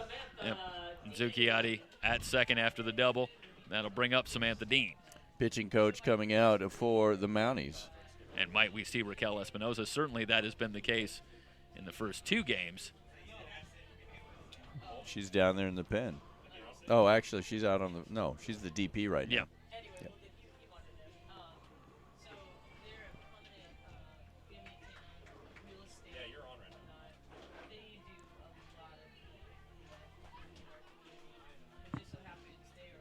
Zucchiotti And and it looks Steins. like it's going to be Kennedy Cummings Why not? staying on. Got a 7-2 lead, 2 down. I mean, you're 1 pitch from getting out of the inning. And Samantha Dean, who has walked and struck out in 2 trips, will be the batter.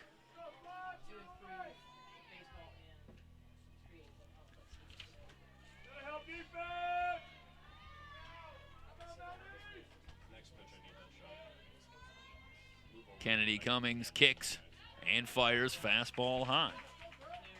So a ball and no strikes on Samantha Dean, and Samantha Dean has the power to go long. 3 home runs on the season.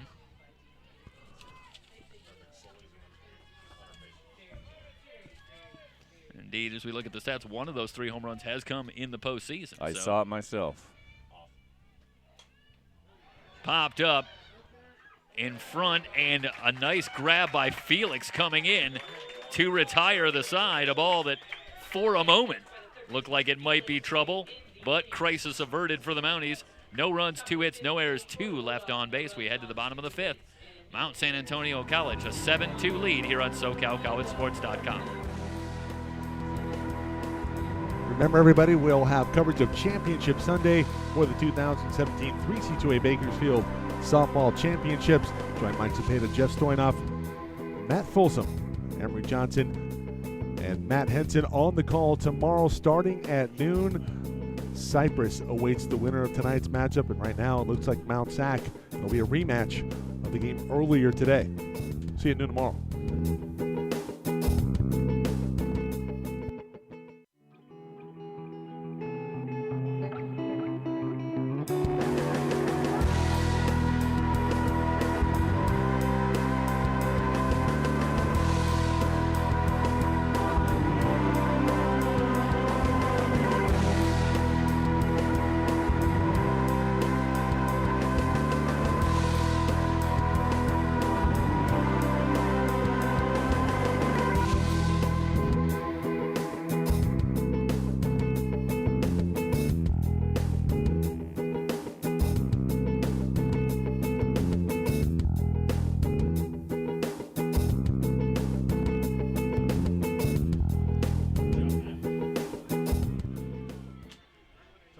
Bottom of the 5th inning, Bree Maikai will lead things off, followed by Alyssa Rasso and Raquel Espinoza.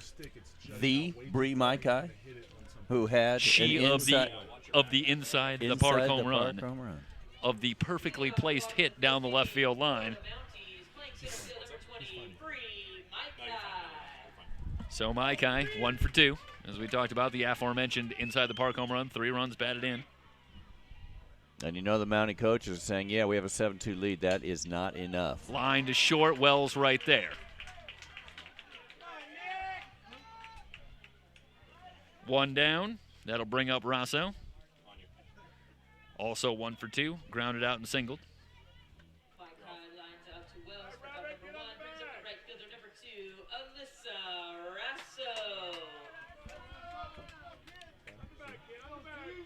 Rasso with a hit in the 3rd. Single. Jones continuing into her 2nd inning. The pitch outside, a ball and no strikes.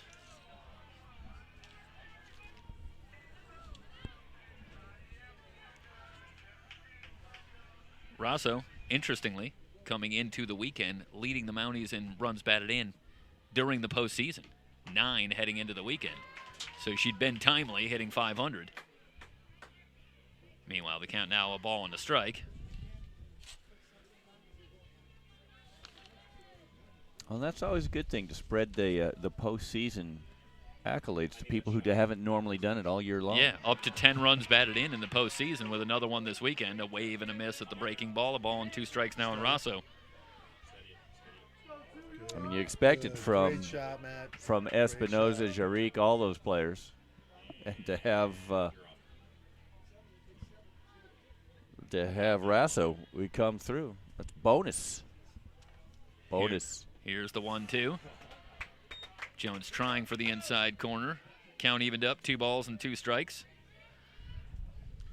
Did you guys ever see the movie The Mist? Oh, yeah. Doesn't this remind you of all these bugs right here? That's a very upsetting movie. I know. Heartbreaking ending. Yes.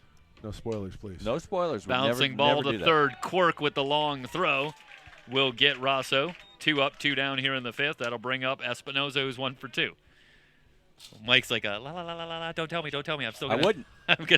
I'm still planning on seeing that one. It's one of my favorite movies of all time. It's a very obscure Wings reference, Mike. The lull. Yeah. What? I guess it's not that obscure with you. Wings? Not too obscure. Like no. Paul McCartney in Wings? No. Oh. The TV show. Oh, okay. 90s The situation Lowell comedy. Mather, Tim Daly, Stephen Weber. Steven Weber, yeah. And Lowell Mather wasn't the actual person. He was the character. I see. I'm sure Thomas Hayden Thomas Church Hayden really Church. really loves that. That's too obscure for me. Well, you did just mention The Mist. I did. Yeah, if my shot in the dark. son's watching, he's going, yeah, Dad, The Mist, dude. It is.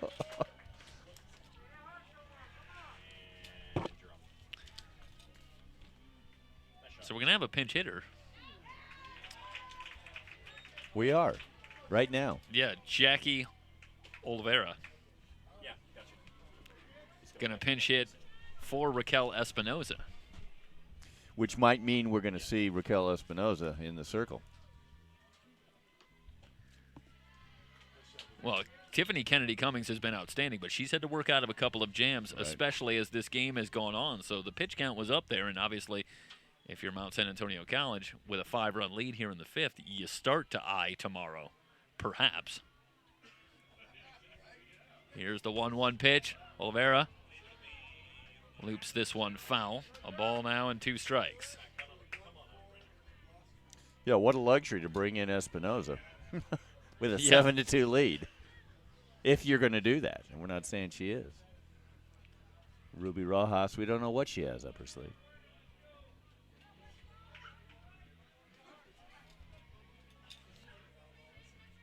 One ball and 2 strikes now on Oliveira. Here's the pitch from Jones, high and inside.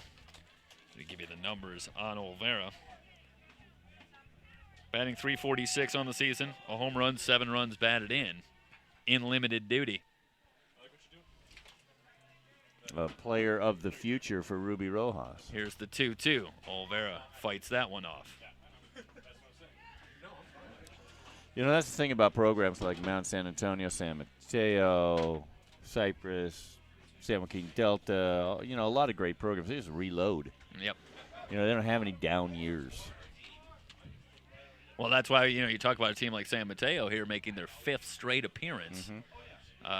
Cypress with 9 championships, I believe, since 1991. Oh, 9, yeah, you're right. Popped on the infield and a terrific running catch by Samantha Dean to retire the side. 3 up, 3 down. We head to the 6th, 7-2 Mount San Antonio College. On top, it's the 3C2A softball championships here on SoCalCollegeSports.com.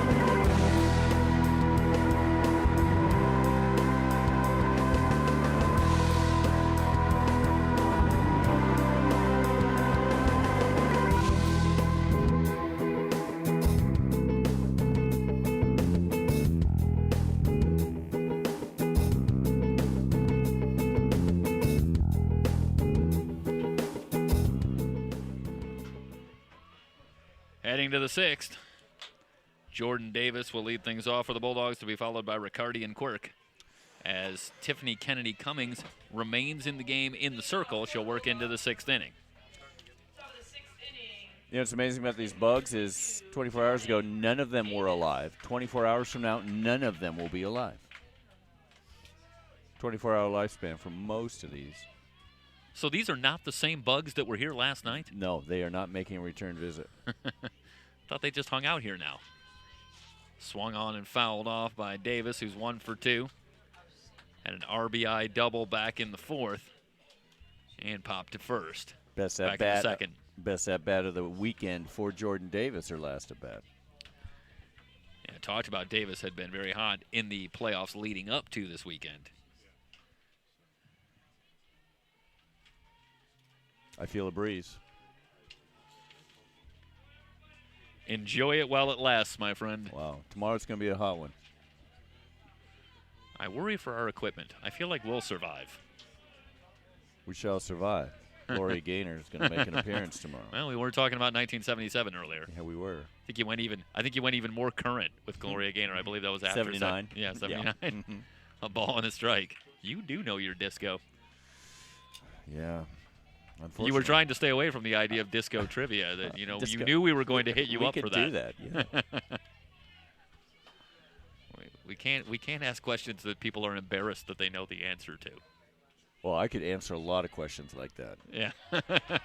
Swing and a miss by Davis. A ball and 2 strikes to count. And a look into the Bulldog dugout.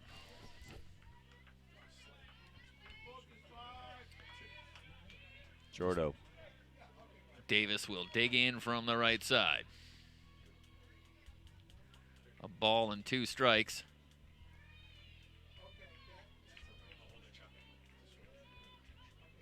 And here's the pitch from Kennedy Cummings.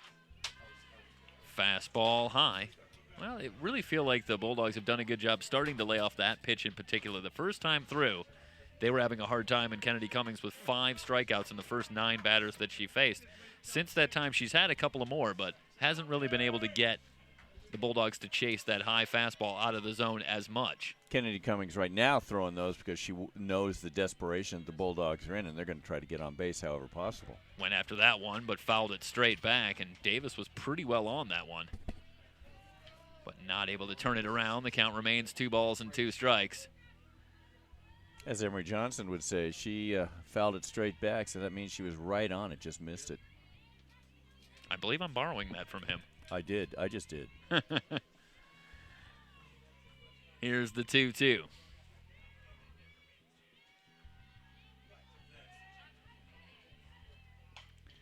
And Davis rockets this one foul.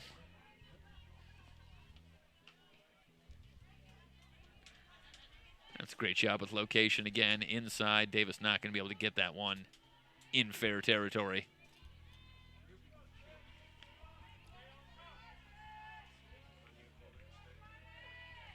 High heat, my prediction on this one.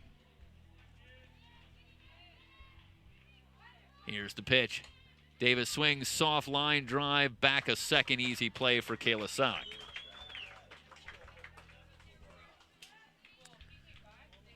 So Davis retired. That'll bring up Lexi Riccardi.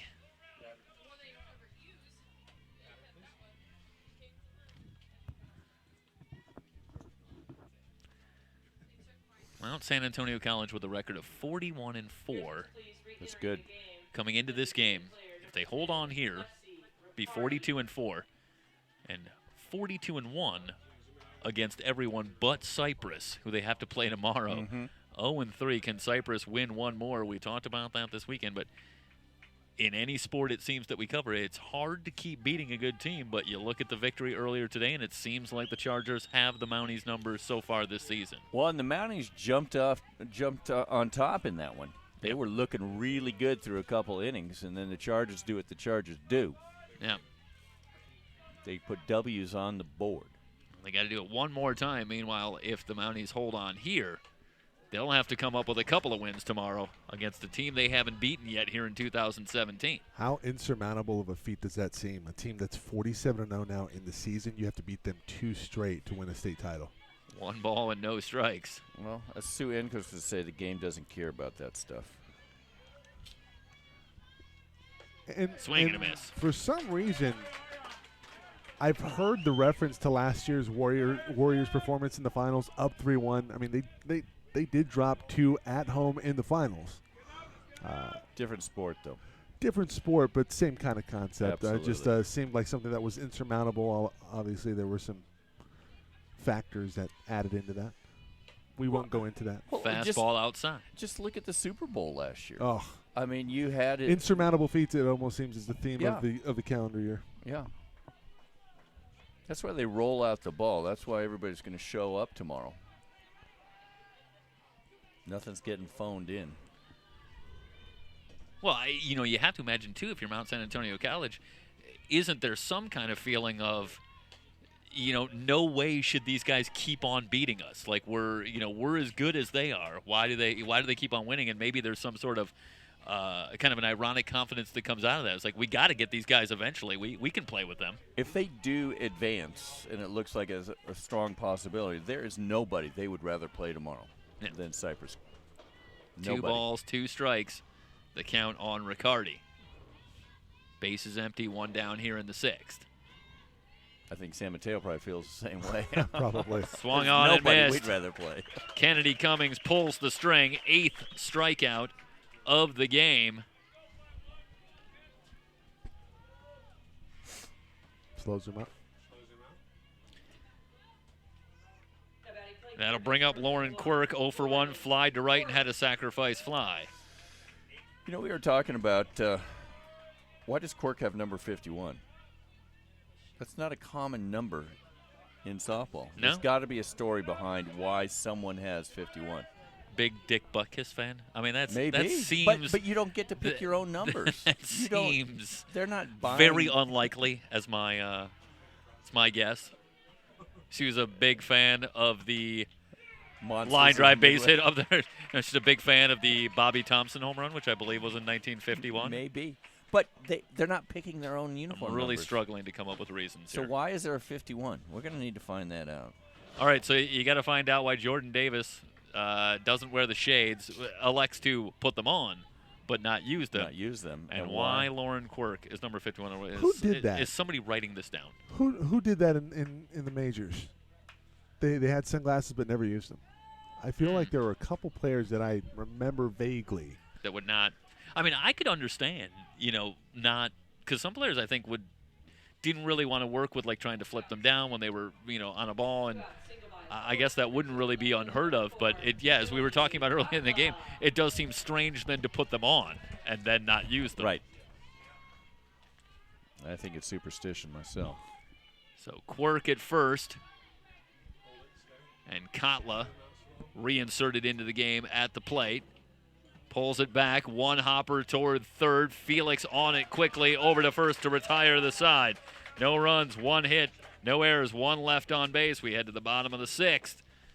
And the Mounties have the 7-2 lead, closing in on Championship Sunday here on SoCalCollegeSports.com.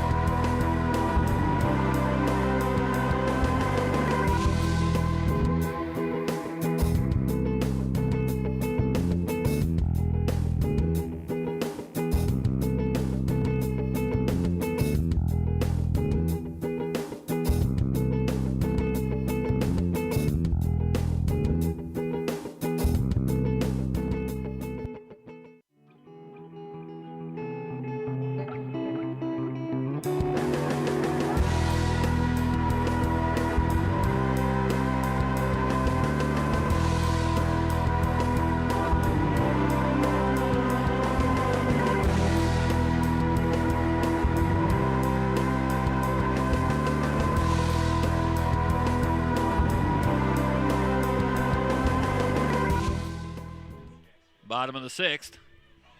Carissa Felix will lead things off, and then it'll be the top of the order. Kayla Suck and Ashley Wilbon against Morgan Jones.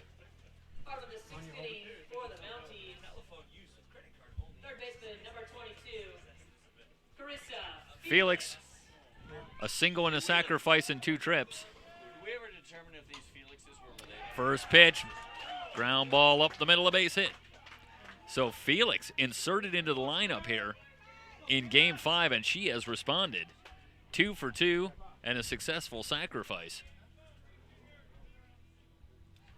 So the leadoff hitter aboard. That'll bring up Kayla Sock, 0 for 2 with a walk. And as I mentioned, these Mount San Antonio coaches are saying we need more runs. We're up 5. This is a potent Bulldog lineup. Let's not stop. I think it's also important to generate as much momentum as possible facing Cypress. If indeed that's what's going to happen.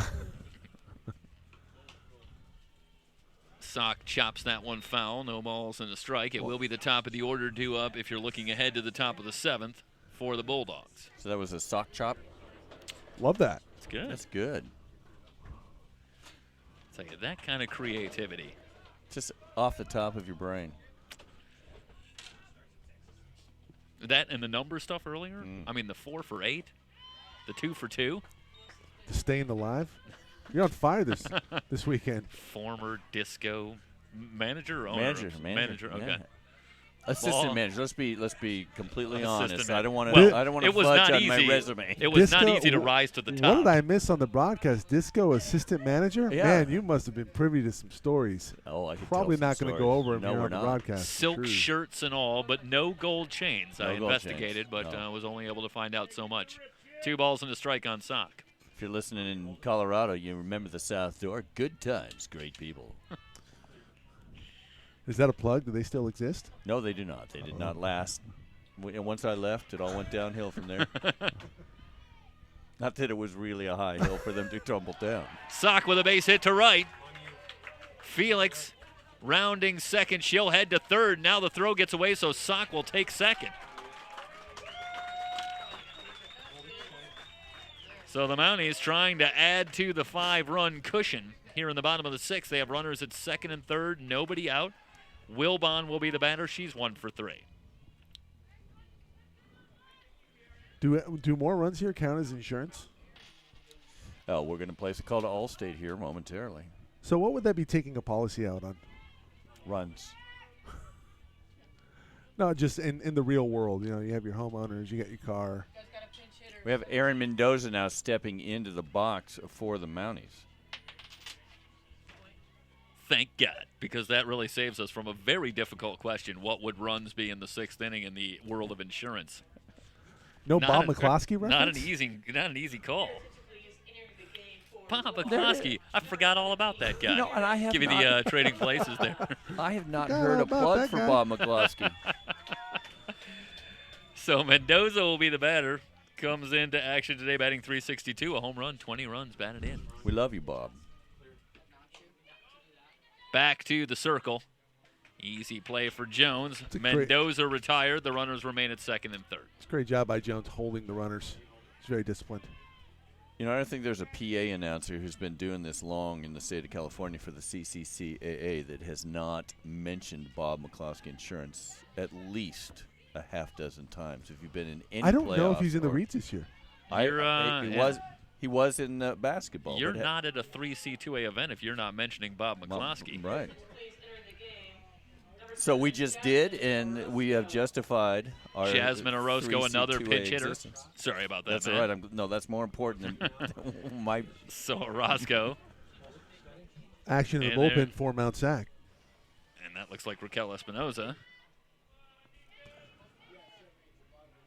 Maybe coming in for the 7th. Orozco takes that one on the outside corner, a ball and a strike. I got to tell you, I was at field level when Raquel Espinoza was in the circle earlier today. Man, she's got some serious gas coming from that arm. Yep.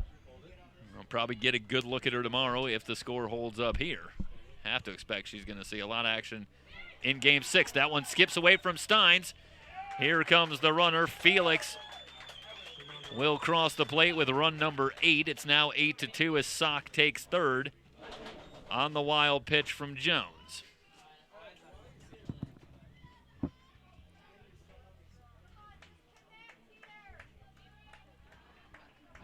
So 8-2, and the count, a ball and 2 strikes on Orozco. This one cued back toward the circle. Sock with a good break from third is going to come in to score. That's a great job of base running by Kayla Sock. If she hesitates there, she might end up having to stay at third, but instead she breaks on contact. Jones has no play. Nonetheless, for Orozco, able to drive the run home, make it 9-2. Well, a home run here would, I don't want to say what that would mean. It'd be another run for the Mounties. It'd make it 10-2. That is exactly right. That's exactly what I was going. I knew where that's and it where you're has going. no other meaning It whatsoever. It does not. I believe it would also put Mount San Antonio College into double digits in runs. Mm-hmm. But certainly beyond that, no meaning. And the pinch hitting parade continues. Isn't that a Kathy Mateo song? Pinch hitting parade. Is it? Who is that? Not sure yet.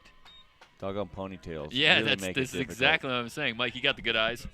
No, I believe it is. It is. It's No. It's Jasmine No. Is it Larios? I believe it's number 10. Is that right? Or it's At bat? yeah. I believe it's number 8. That would be Mariah Zaragoza. A chopper back toward the circle. Jones has had a busy inning in time to retire Zaragoza and the side, but not before the Mounties push another couple across, 2 runs on 2 hits. No errors. And nobody left on base. We head to the 7th. The Mounties with a 9-2 lead. It's the 3C2A Softball Championships here on SoCalCollegeSports.com.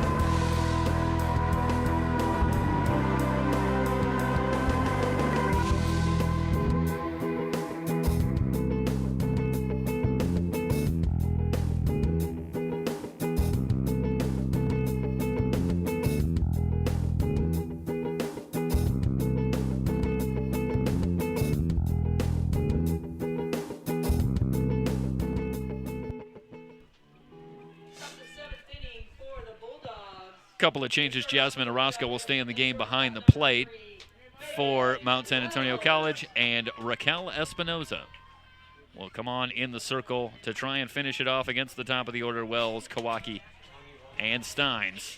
As you get a look at Raquel Espinoza making her 3rd appearance of the weekend. More heat, less off speed. Starts with a fastball in there for a strike against Megan Wells, who's 0 for 2 with a walk. Wells with some power in this lineup. I believe 8 jacks coming into this game on the year.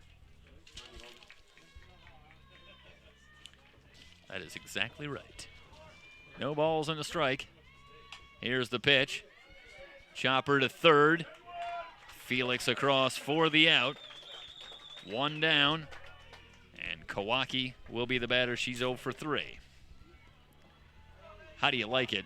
I mean, if you're San Mateo, you're up against it here down 7, but all you get is Raquel Espinoza after an evening of Tiffany Kennedy Cummings. The Mounties now 2 outs away from Championship Sunday and a date with the Chargers, And whom they have failed to beat in 3 games this season, but they'll have another crack on Championship Sunday. And the Chargers are going to get a look at Tiffany Kennedy Cummings and Rocky Espinoza as well tomorrow. No balls and a strike on Kawaki. You can see in the shot there how close Felix is at third base.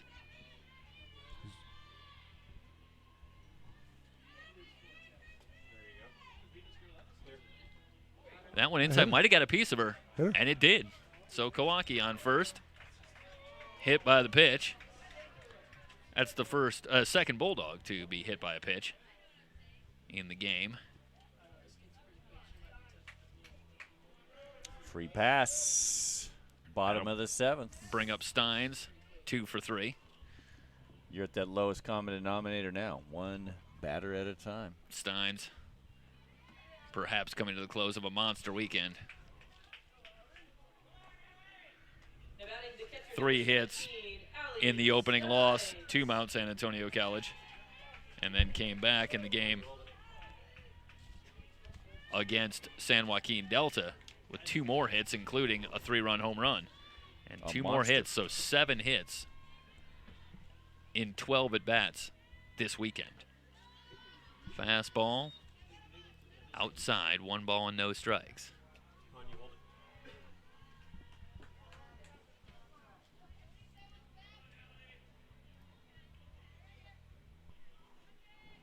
Zucchiotti on deck.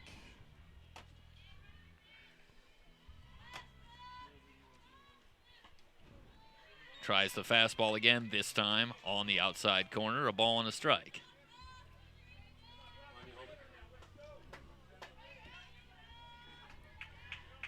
And one of the things that we've talked about a little bit back and forth among the main teams, but worth mentioning here, is the Mounties, a very clean effort here. 9 runs on the board. Also, no errors while we're talking about the pitching and the hitting. Been very solid in the field, and we haven't really highlighted many of their fielders individually thus far this weekend. But they've been very solid in addition to getting the great pitching from the likes of Espinoza and Kennedy Cummings. But yeah, there were a couple of chinks in the armor as far as fielding goes in the game versus San Joaquin Delta on day 1. But they were able to overcome, get into the winner's bracket earlier today. Bree Maikai having a good day in center field. If we want to mention a couple of those defenders who had good games. Yeah, absolutely. They've just been seemingly very sure-handed and not hurting themselves with mistakes. Here's the 1-2. That one fouled away. Nobody's had a bigger weekend defensively than Nicole Wise. No, certainly not. For Cypress, she's been fantastic, and well, we've been talking about Megan Wells for San Mateo and put a highlight on a couple of players from a couple of different teams. Well, Nicole Wise, and we failed to mention in the postgame, she went 4 for 4 earlier today in addition to a couple of very stellar plays, and that built on what she did last night on day 1. Yep. So Steins with a count of 1 ball and 2 strikes.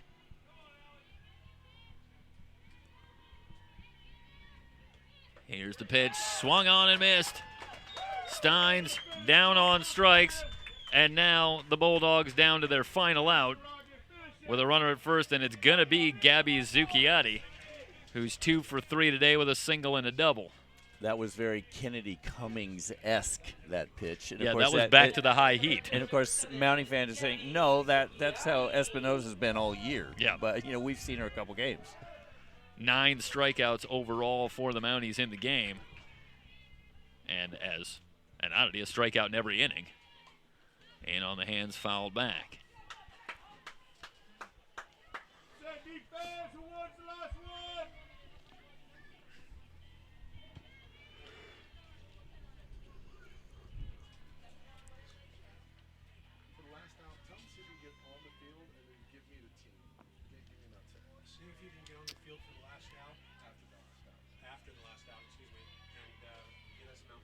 So Espinoza, much like Kennedy Cummings, taking her time in the circle. Now ready. Here's the pitch.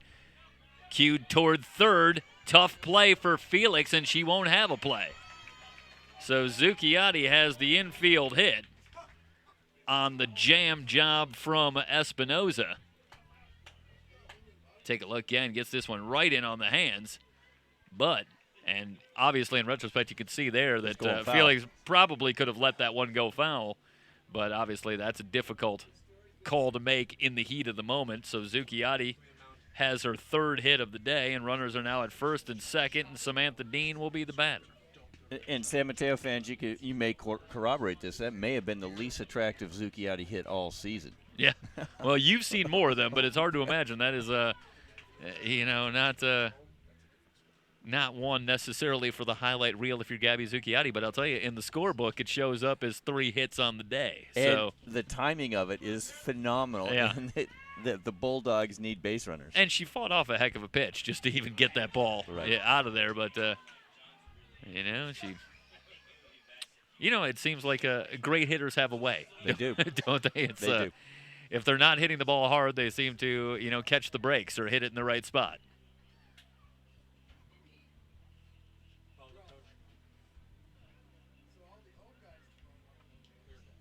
So conference over. What do you think that conversation was about here, Folsom? I have not a clue. I was going to ask you, Mike. What do you think that was about, Mike? I have even less of a clue. Probably wasn't about a disco parlor, I can tell you that. I don't know what this scenario would have been that Ruby needed to go out there. She just wanted to slow things down a little bit? I don't know. Savor the moment, first and second with Dean at the plate. First pitch grounded toward third. Felix will take it herself, and the Mounties advance to championship Sunday, their second victory over San Mateo on the weekend. This one in more one-sided fashion, 9-2 the final. And the Mounties survive day 2. They're on to day 3, and what awaits them? The 47-0 Cypress Chargers. That'll happen tomorrow at noon, Michael. And indeed, coverage starting at noon tomorrow. Cypress will look to go undefeated on the season. Wants to go 6, not 7, of course. And we will have coverage for you here on SoCalCollegeSports.com. Remember, you can go to our website, www.SoCalCollegeSports.com. You can catch all of the coverage throughout the weekend. It's archived to YouTube, and the players are on our site. YouTube, our channel, SoCal College Sports 1. Subscribe to our channel. Get all of the notifications when we go live. And you can follow us on Twitter at SoCal College SPO. Folsom, you got any final words? I just want to say, give a shout-out to Bulldog Nation. 5th consecutive visit for the College of San Mateo to the Final Four. Nothing to hang your heads over. You didn't get the wins that you wanted, but what a program. 5 consecutive trips. Congratulations once again to the College of San Mateo and their fans. Well said. That'll wrap it up for our coverage. For Jeff Stoynoff, Matt Folsom, Matt Henson, Emery Johnson, and Jorge Cepeda, I am Mike Cepeda signing off. We will see you tomorrow at noon. Thanks for watching, everybody.